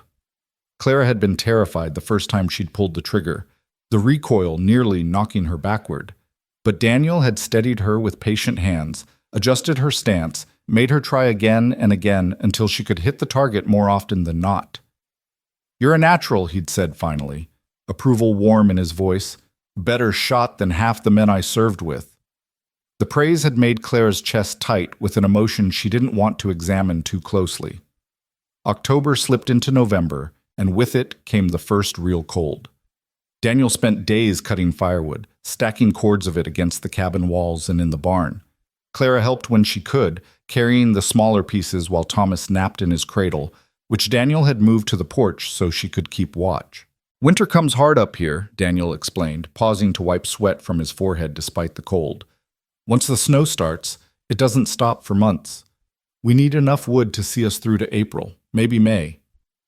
Will we really be snowed in that long? Clara asked, stacking another armload. Depends on the winter. Last year wasn't too bad. Got to town twice in January. Year before that, I didn't see another soul from December to March. He looked at her seriously. It's not too late to change your mind, Clara. If you want a winter in town, I'll understand. This kind of isolation isn't for everyone. Clara thought about Redemption Creek, about the whispers and stares, about having to face people who'd watched her sold on an auction block. She thought about the boarding house with its thin walls and curious eyes. Then she looked at the ranch, at the cabin that had become home, at the mountains rising purple and magnificent against the sky, at Daniel standing there with an axe in his hand and genuine concern in his eyes. I'm staying, she said firmly. This is where I belong now. Something shifted in Daniel's expression. Relief, maybe, or gratitude, or something deeper he wouldn't let himself name. All right then, we'd better get more wood cut. They worked side by side until sunset painted the sky in shades of orange and gold, and Clara felt a contentment she hadn't known was possible. This was honest work, meaningful work, and she was doing it alongside someone who valued her contribution. For a woman who'd been treated as property just months ago, the simple dignity of that was everything. That evening, after supper, Daniel pulled out a worn deck of cards. You know how to play gin rummy? My father taught me when I was little, but I haven't played in years. Good. I'm tired of playing solitaire. He dealt the cards with practiced ease. Fair warning, I'm competitive. Clara laughed, the sound surprising her. When had she last laughed like that, free and genuine? So am I. They played 3 hands, trading victories, their banter growing easier and more playful as the evening wore on. Thomas watched from his high chair, chewing on a wooden block and babbling commentary. When Clara won the final hand, Daniel threw down his cards in mock defeat. You hustled me. You said you hadn't played in years. I said I hadn't. I didn't say I'd forgotten how. Clara grinned at him, feeling lighter than she had in longer than she could remember. Daniel shook his head, but his eyes were warm with amusement. Rematch tomorrow? Only if you're prepared to lose again. We'll see about that, Mrs. Whitfield. The easy use of her name, the playfulness in his tone, it all felt so natural, so right. Clara helped him clean up the cards, their hands brushing as they reached for the same one, and the brief contact sent a jolt through her that had nothing to do with static electricity. Their eyes met, held. Daniel's hand stilled over hers, his thumb grazing her knuckles in a touch so light it might have been accidental. Except it wasn't accidental. Clara could see it in his eyes, the same awareness she felt, the same pull. Clara, he said softly, and the way he said her name made her breath catch. But Thomas chose that moment to throw his block on the floor with a shriek of delight, and they both jumped apart like guilty children. Daniel cleared his throat, gathering the cards quickly. I should, check on the horses. Make sure they've got enough hay for the night. He was out the door before Clara could respond, leaving her standing in the middle of the cabin with her heart racing and her hands trembling slightly. She looked down at Thomas, who grinned up at her innocently. Your timing, young man, needs work, she told him, but she couldn't keep the smile off her face. The next morning brought the first snow, not the heavy accumulation Daniel had warned about, but a light dusting that made everything look fresh and new. Clara stood on the porch with Thomas bundled in her arms, watching the flakes fall through the gray dawn light. It's beautiful, she breathed. Daniel came to stand beside her, 2 cups of coffee in his hands. He passed her one, and they stood in comfortable silence, watching the world turn white. My mother used to say the first snow was magic, Clara said softly, that if you made a wish on it, it might come true. What would you wish for? Daniel asked, his voice quiet. Clara looked at him, at the strong profile, at the way the morning light caught in his dark hair, at the careful distance he maintained even as he stood close enough that she could feel his warmth. What would she wish for? For this feeling to last? For the courage to name what was growing between them? For a future that seemed impossible, but that she wanted with an intensity that frightened her? I think I already got my wish, she said instead. A safe place for Thomas to grow up. Honest work. A friend. Daniel turned to look at her, and something in his expression made Clara's heart stutter. Is that what we are? Friends? The question hung in the cold air between them, weighted with everything unsaid. Clara knew what he was really asking, knew this was a moment that would define everything that came after. I don't know, she admitted, her voice barely above a whisper. I don't know what we are, Daniel. All I know is that when I think about leaving here, about taking Thomas somewhere else, I can't breathe. And it's not because I'm afraid of being alone or because I need your protection. It's because She stopped, uncertain how to finish that sentence, uncertain if she should. Because you what? Daniel prompted, his voice rough. Because you matter to me, Clara said finally, meeting his eyes. More than an employer should, more than a friend should, and I don't know what to do with that. Daniel set his coffee cup on the porch rail with careful precision. Can I tell you something I probably should have said weeks ago? Clara nodded, not trusting her voice. When I heard about the auction, when I heard they were selling James Whitfield's widow, I told myself I was going because I owed him, because he saved my life and this was my chance to repay that debt. And that was true at first. He paused, his jaw working.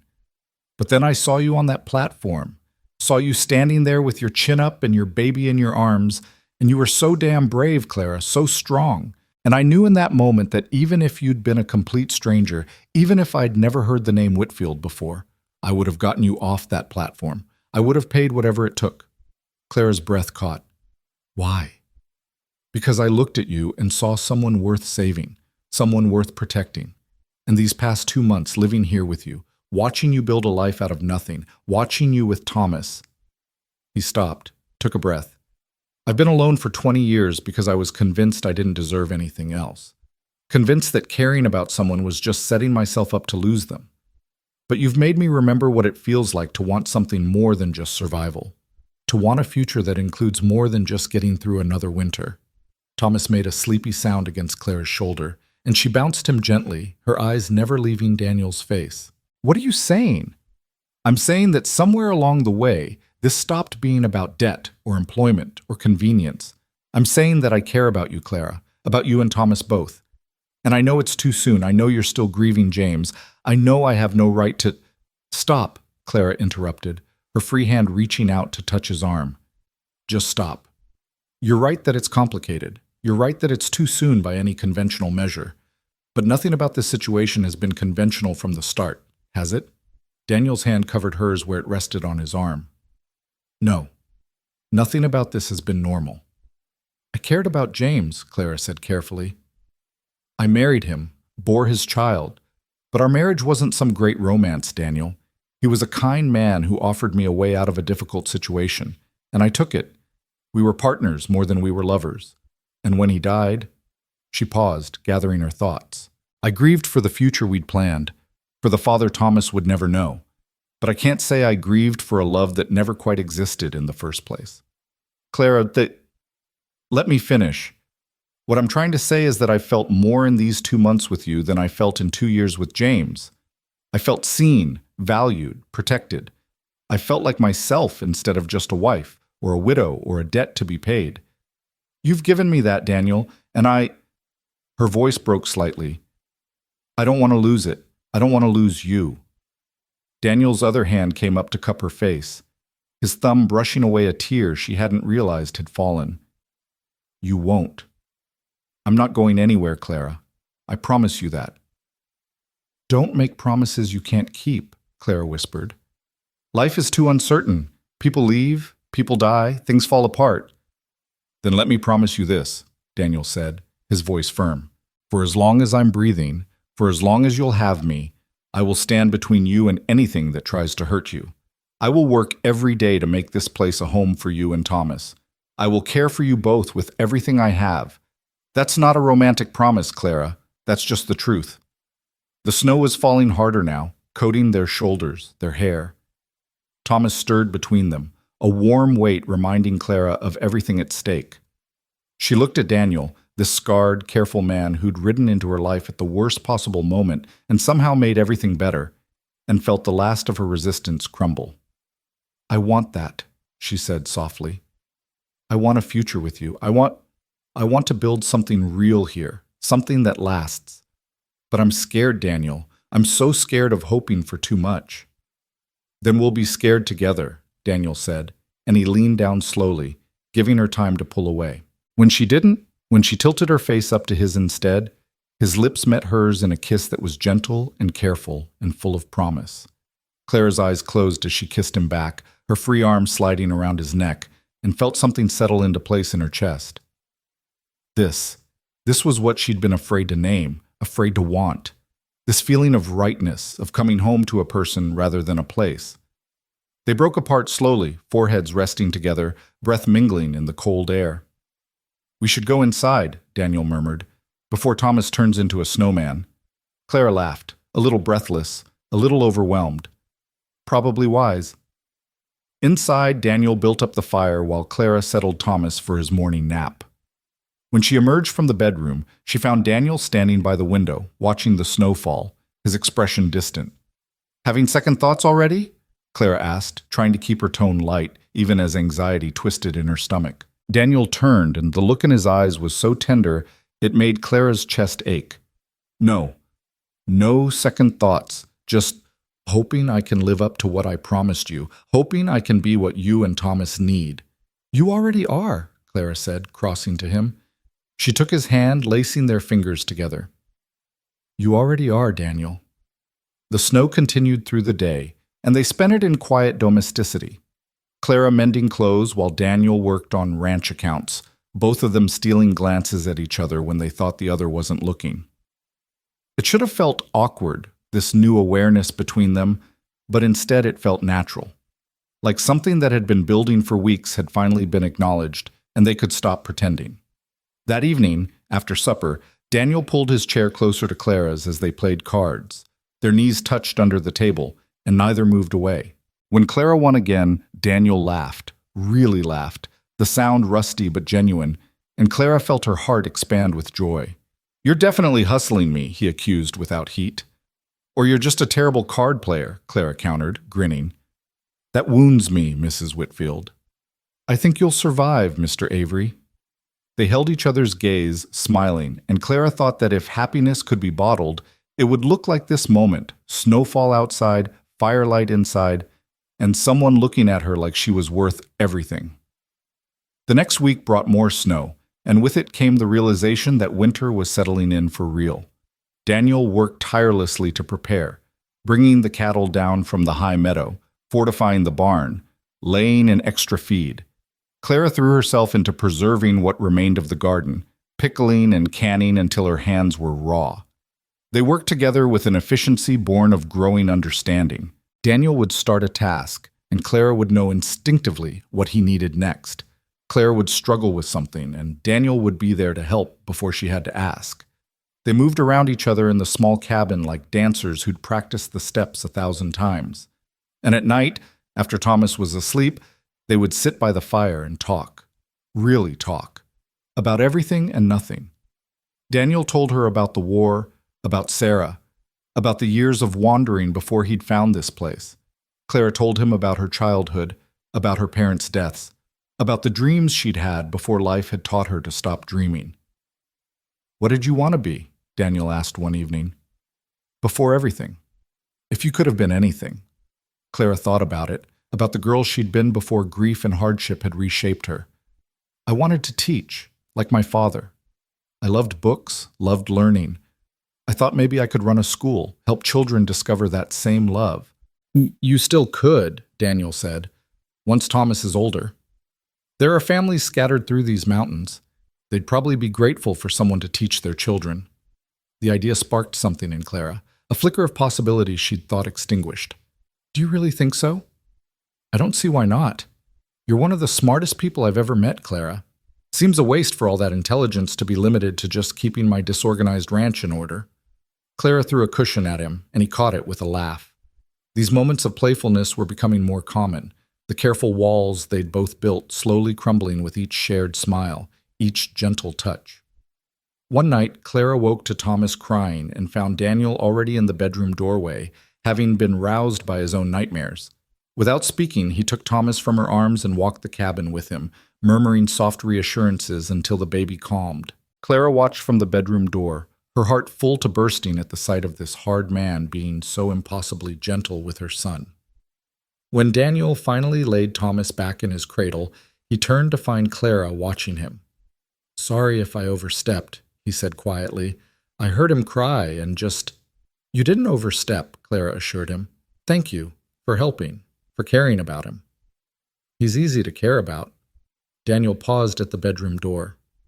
"You both are." After he left, Clara lay awake for a long time, thinking about how thoroughly her life had changed. 4 months ago, she'd been standing on an auction platform, certain her life was over. Now she was lying in a warm bed in a home she'd helped build, with a man she was falling for sleeping in the next room, and her son safe in his cradle beside her. It wasn't the life she'd planned. It wasn't the life she'd imagined when she'd married James and headed west with stars in her eyes, but somehow, impossibly, it was better. It was real and solid, and hers in a way nothing had ever been before. November gave way to December, and the snows deepened.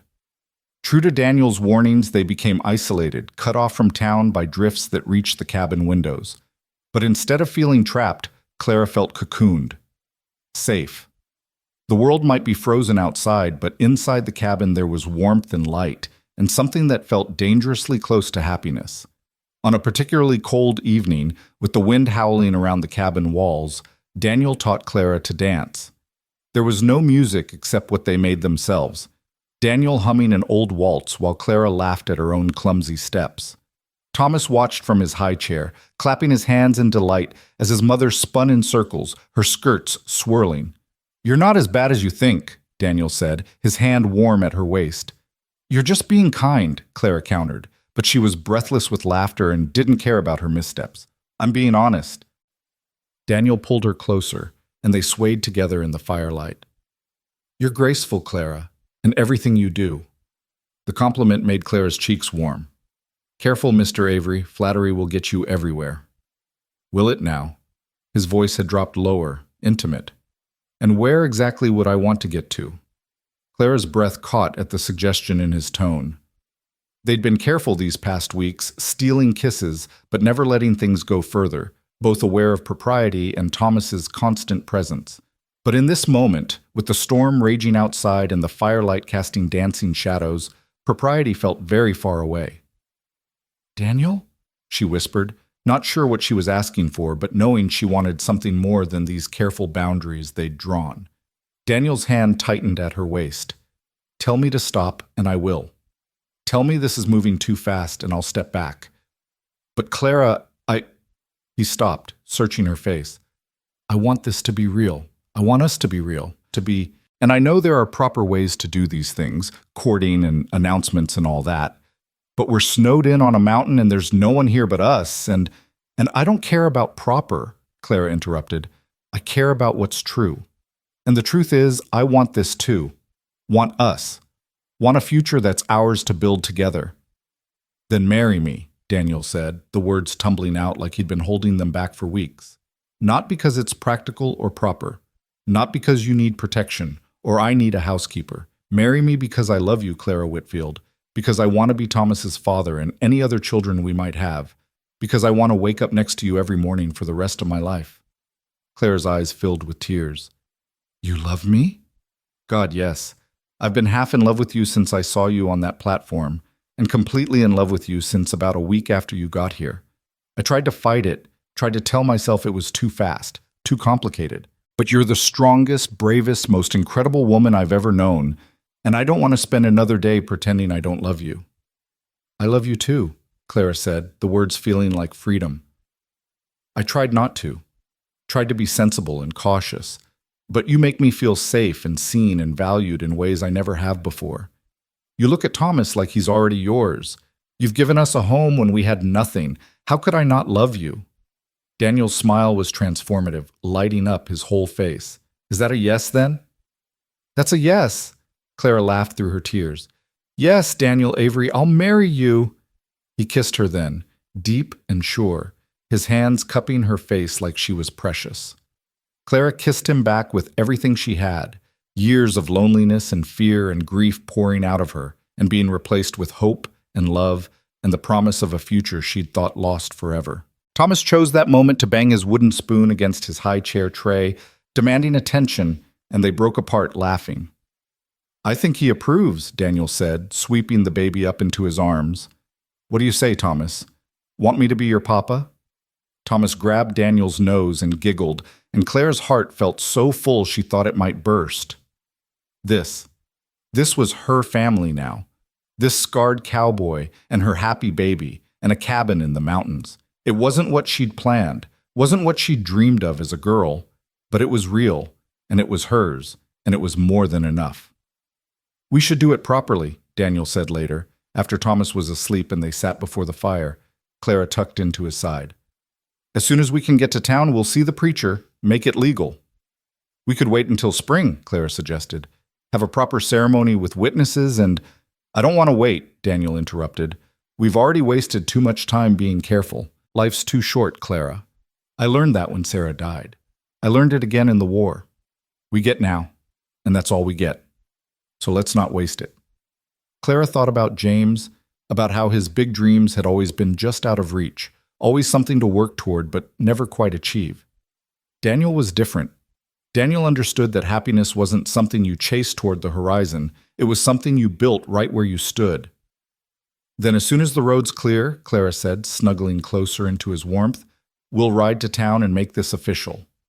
"Mrs. Avery," Daniel said, testing the name. "Clara Avery, I like the sound of that." "So do I," Clara admitted. "So do I."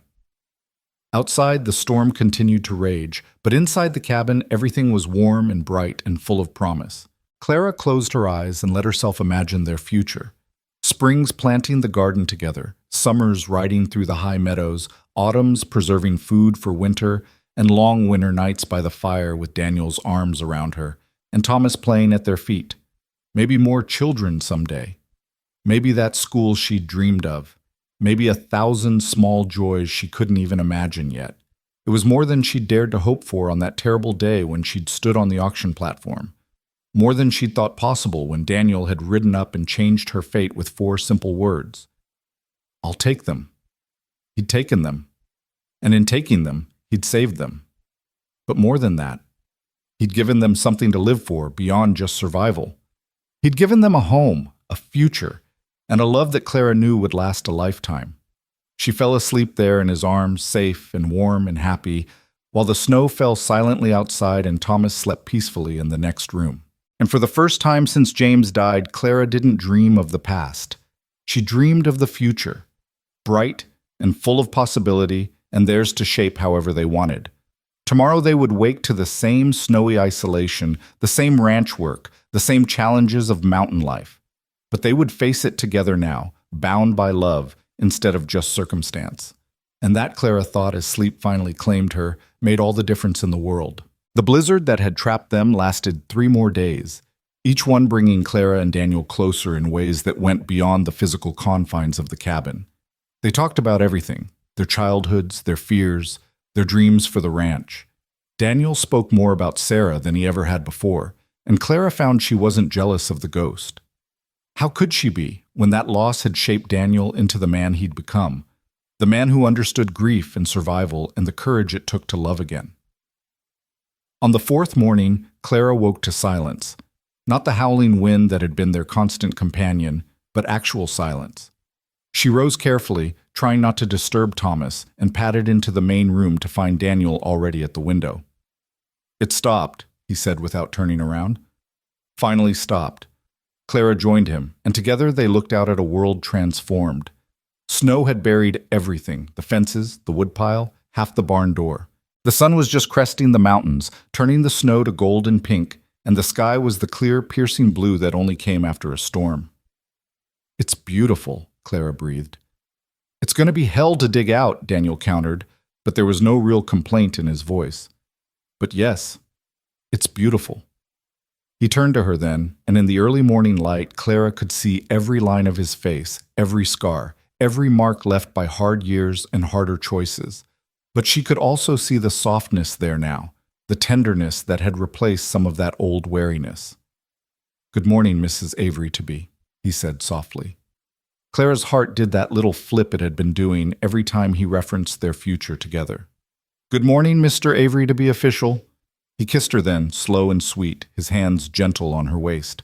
They'd kissed many times over the past few days, but it still made Clara's breath catch, still made her feel like a girl instead of a widow with a child and a past full of hard edges. "I should start digging us out," Daniel said when they finally broke apart. "The horses need exercise, and we're getting low on some supplies. Might be able to make it to the Crawleys' place by tomorrow if the road's not too bad."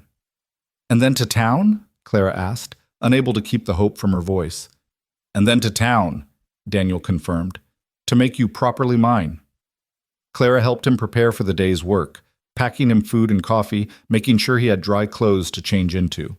As she worked, she caught herself humming, and realized with a start that she was happy, genuinely, deeply happy. When had that happened? When had the weight she'd been carrying for so long finally lifted? Daniel spent the day digging, creating paths from the cabin to the barn, from the barn to the woodpile, from the woodpile to the chicken coop. Clara kept the stove going and made a hearty stew, checking on him periodically to make sure he wasn't overexerting himself. Thomas had reached the age where he was trying to pull himself up on furniture, and keeping him entertained while also managing the household took all of Clara's attention. By the time Daniel came in that evening, exhausted but satisfied, Clara had supper ready and the cabin warm.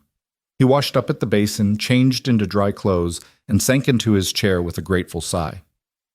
"Trail to the Crawleys looks passable," he reported. "We can ride out tomorrow, let them know we're all right. And I wanted to talk to you about something."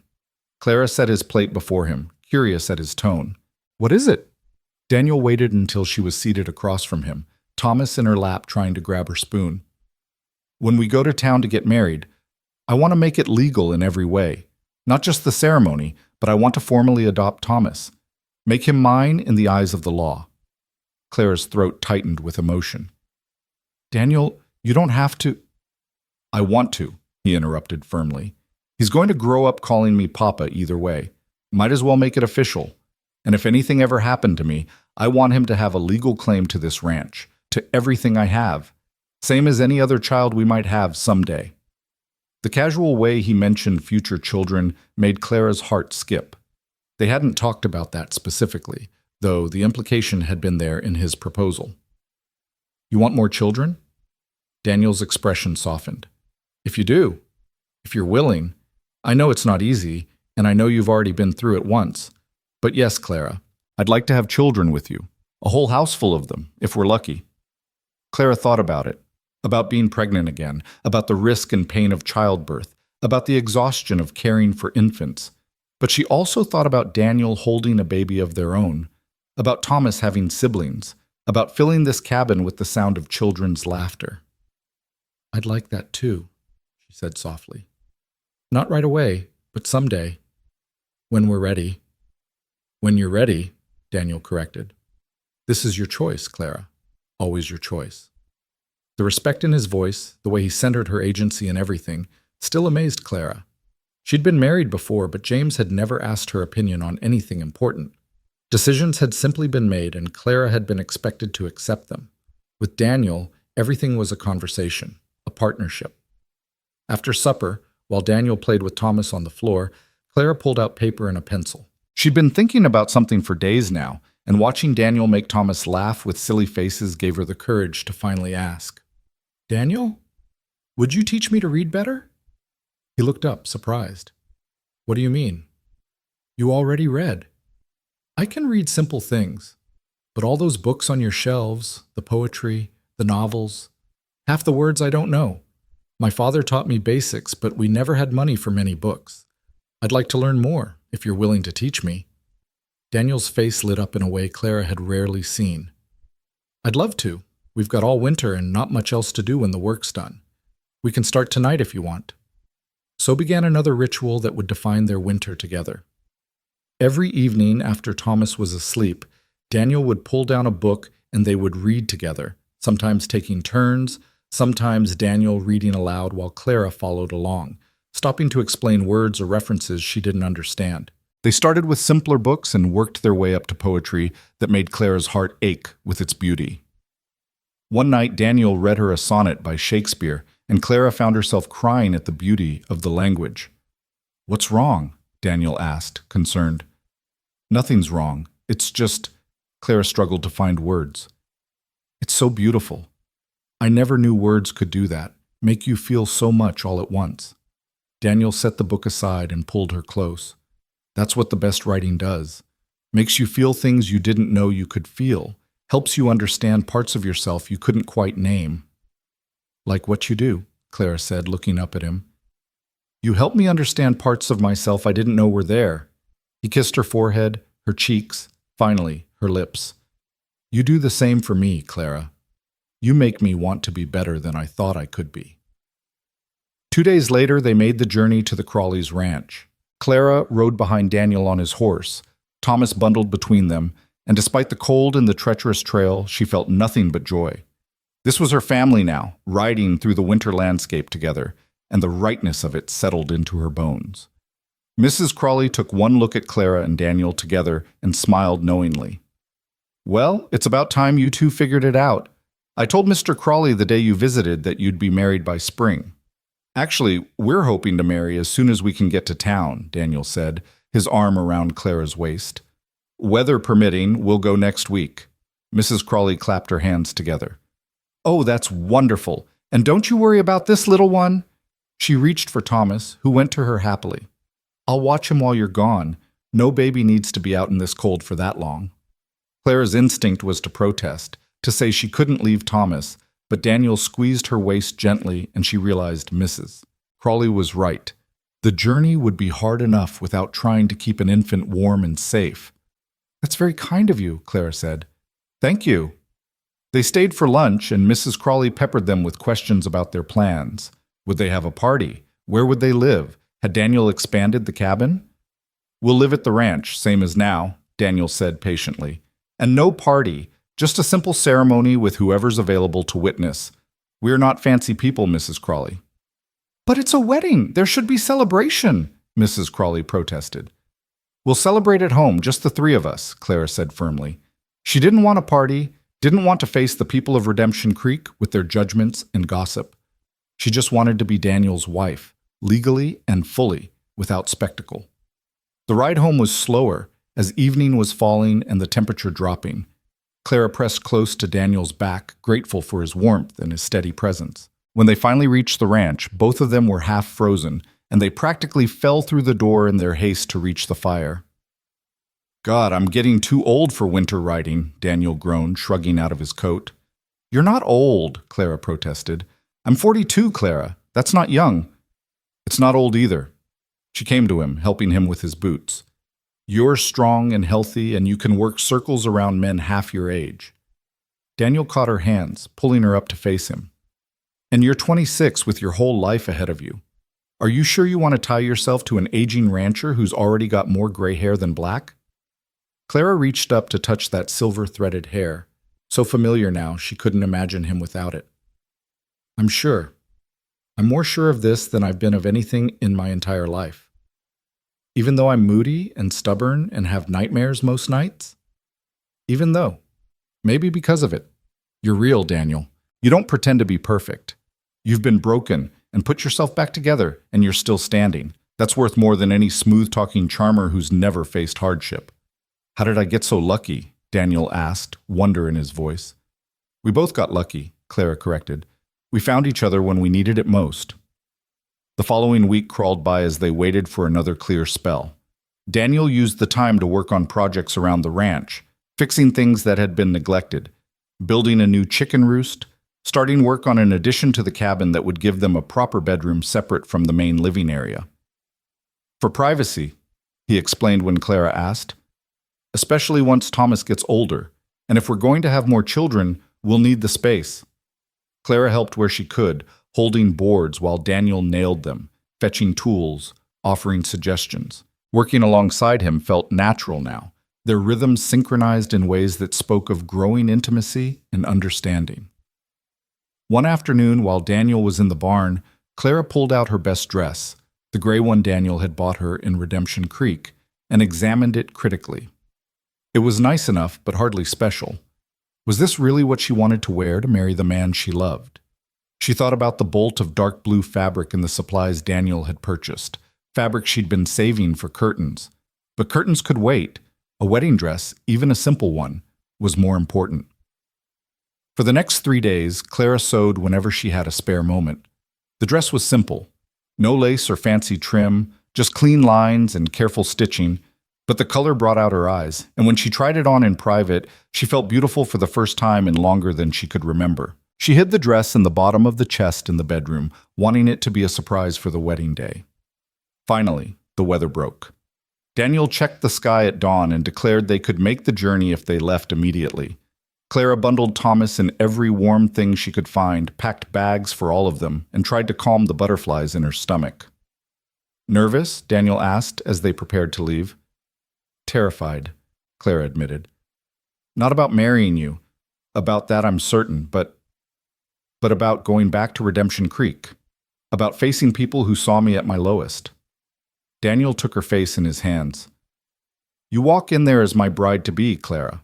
Not as someone who was auctioned, not as a woman in debt. You walk in there as someone who survived something terrible and came out stronger. Let them see that strength. Let them know they didn't break you." His words gave her courage. She straightened her spine, lifted her chin, and nodded. "All right, let's go make me Mrs. Avery." The journey took most of the day. They stopped at the Crawleys to leave Thomas, and Clara had to fight back tears as she handed her son over. It was only for a day and a night, she reminded herself. He'd be safe and loved and well cared for. "You go marry your man," Mrs. Crawley said firmly. "This little one will be here waiting when you get back." They reached Redemption Creek as the sun was setting, painting the sky in shades of orange and purple. The town looked the same as it had months ago, but Clara felt completely different. She wasn't the desperate widow being sold on a platform. She was Clara Whitfield, soon to be Clara Avery, and she was choosing her future instead of having it chosen for her. Daniel got them a room at the boarding house. 2 rooms, actually, to maintain propriety until after the ceremony. Mrs. Henderson fussed over them, clearly delighted by the news of their impending marriage. "I knew it," she crowed. "I told everyone that Mr. Avery was a good man and that things would work out well for you, Mrs. Whitfield. Oh, this is wonderful news." That evening, Daniel went to speak with Reverend Michaels about performing the ceremony the next day, while Clara stayed in her room and tried to calm her racing heart. Tomorrow she would be married. Tomorrow she would stand before God and witnesses and bind herself to Daniel Avery for the rest of her life. The thought should have terrified her. Instead, it filled her with peace. Daniel returned with good news. Reverend Michaels had agreed to perform the ceremony at 10 the next morning. "He seemed genuinely happy for us," Daniel reported. "Said he'd been praying you'd find happiness after everything that happened." "Did you see anyone else?" Clara asked. "A few people. Word's already spreading that we're here to get married. Expect people to turn out for the ceremony whether we want them to or not." Clara's stomach clenched. "I don't want a spectacle, Daniel." "It won't be. Just a few curious neighbors. And if anyone says anything inappropriate, they'll answer to me." His voice carried a steel edge that reminded Clara of the way he'd handled Hutchins. They said goodnight at Clara's door, and Daniel kissed her softly. "Get some rest. Tomorrow's a big day." But Clara couldn't rest. She paced her small room, tried on her blue dress 3 more times, attempted to read but couldn't focus. Finally, she gave up and sat by the window, watching the stars and thinking about the strange journey that had brought her to this moment. 6 months ago, she'd been standing on an auction platform, certain her life was over. Now she was hours away from marrying a man who treated her like she was precious, who wanted to adopt her son, who'd given her not just shelter, but a home and a future. She thought about James, about the marriage they'd had. She'd cared for him, mourned him, but she'd never felt this bone-deep certainty that she was exactly where she was meant to be. With Daniel, everything felt right in a way nothing ever had before. Morning came too slowly and too fast all at once. Clara dressed carefully in her blue dress, pinned up her hair, and studied herself in the mirror. She looked different than she had on her wedding day with James. Older, yes, but also stronger. More certain. This wasn't a desperate grab at security. This was a choice made with full knowledge and full heart. Daniel was waiting for her downstairs, and when he saw her, his expression made every nervous moment worth it. "Clara," he breathed, "you're beautiful." He'd dressed in his best clothes, a black suit that looked new, a crisp white shirt, his boots polished to a shine. He looked handsome and solid and real, and Clara's heart swelled with love for this man who'd saved her in every way that mattered. "You clean up pretty well yourself, Mr. Avery," she said, taking his offered arm. They walked to the church together, and Clara was surprised to find her nervousness fading with each step. This was right. This was good. Whatever happened in the church, whatever people said or thought, didn't matter.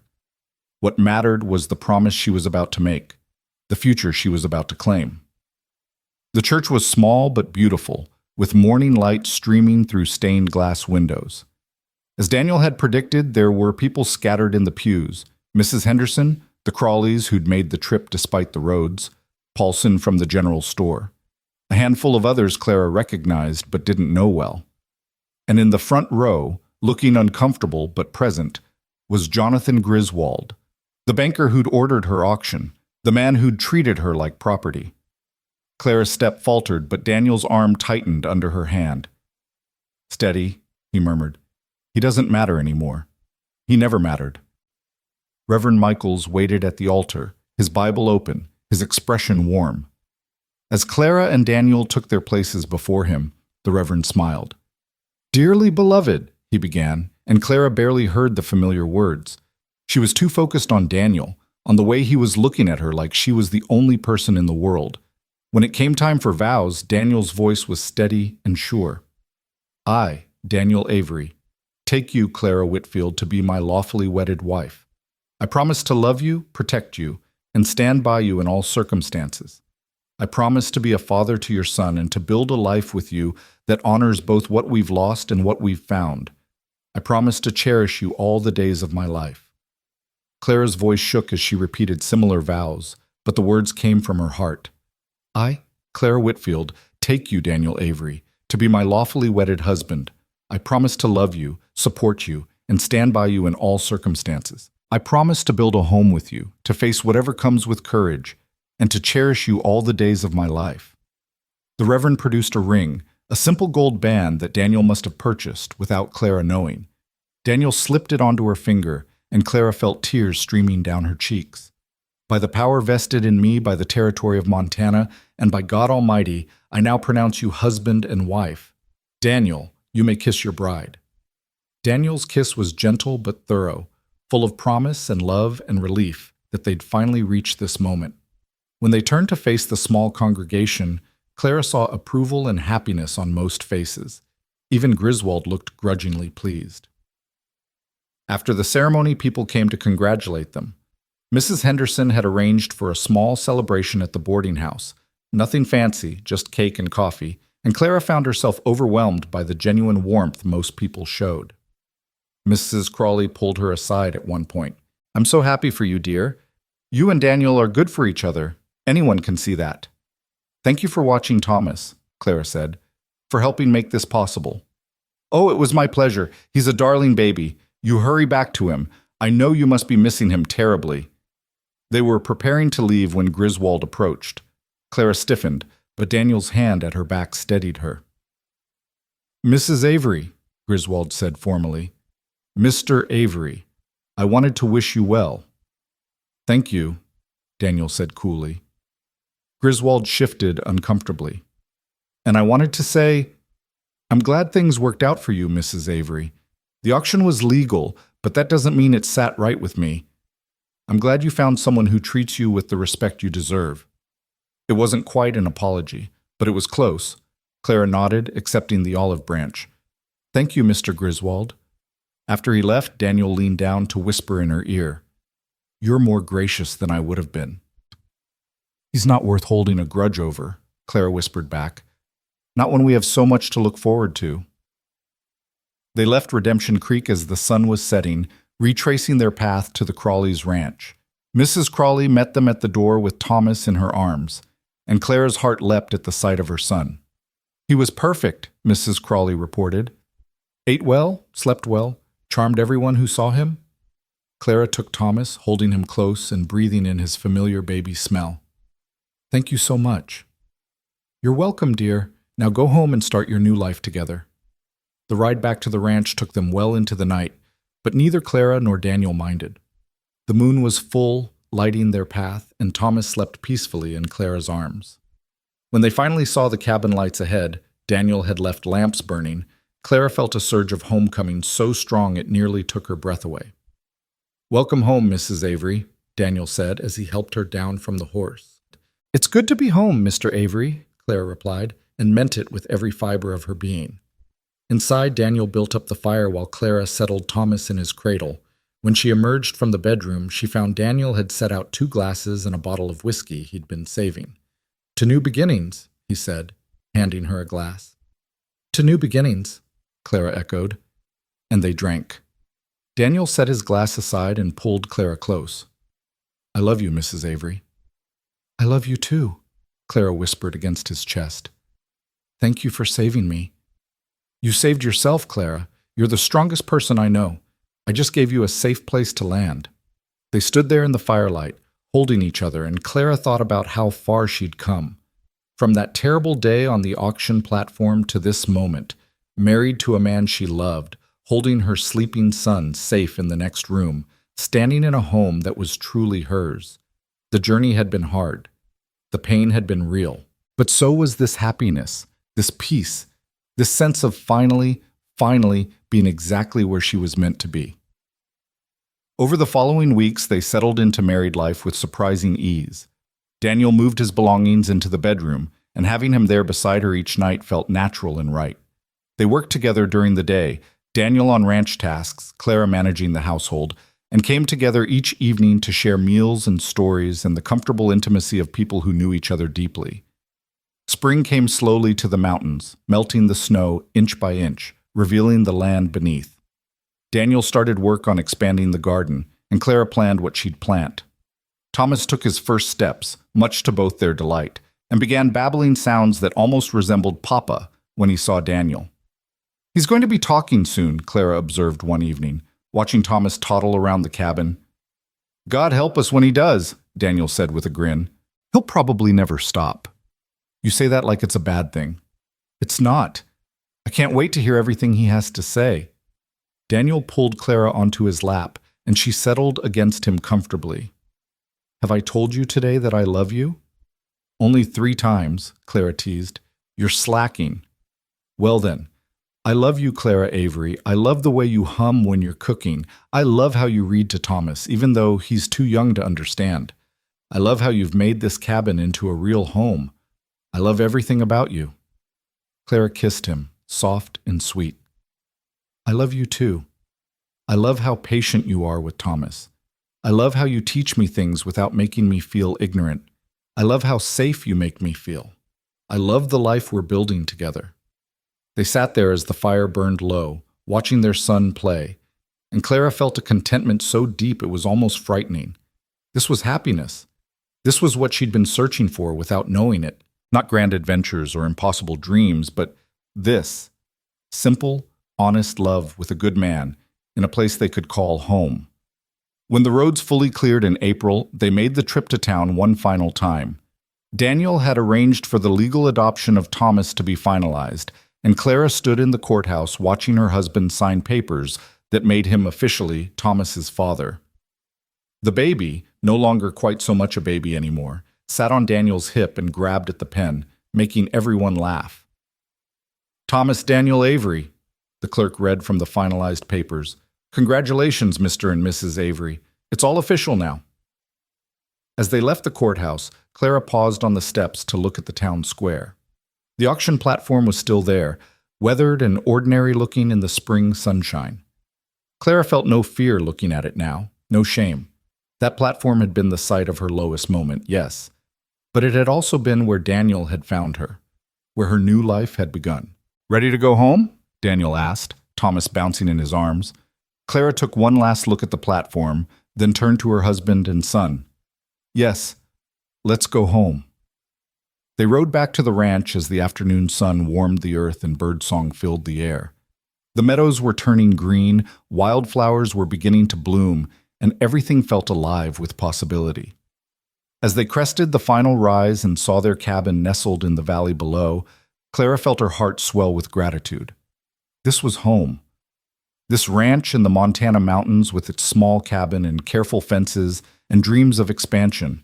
This was her family, Daniel with his scarred heart and gentle hands, Thomas with his bright eyes and James's smile, and maybe someday more children to fill the cabin with noise and joy. This was her life now, built from the ashes of what she'd lost. Not the life she'd imagined, but somehow better, richer, more real. They reached the cabin as the sun was setting, painting the sky in shades of gold and rose. Daniel helped Clara down from the horse, and Thomas reached for her with a happy squeal. Together, the three of them walked toward the cabin door, and Clara paused on the threshold to look back at the valley spread before them. "Thank you," she said softly to Daniel. "For what?" "For riding up that day. For taking us. For giving us this life." Daniel's arm came around her waist, pulling her close. "Thank you for saying yes. For trusting me. For making me believe in second chances." They stood there for a moment longer, the three of them silhouetted against the sunset before stepping inside and closing the door on the past. Whatever came next, and Clara knew there would be challenges, hardships, joys, and sorrows in equal measure, they would face it together. The widow who'd been auctioned and the cowboy who'd saved her had become something neither of them had expected. They'd become a family. And in the end, that was worth more than all the gold in Montana.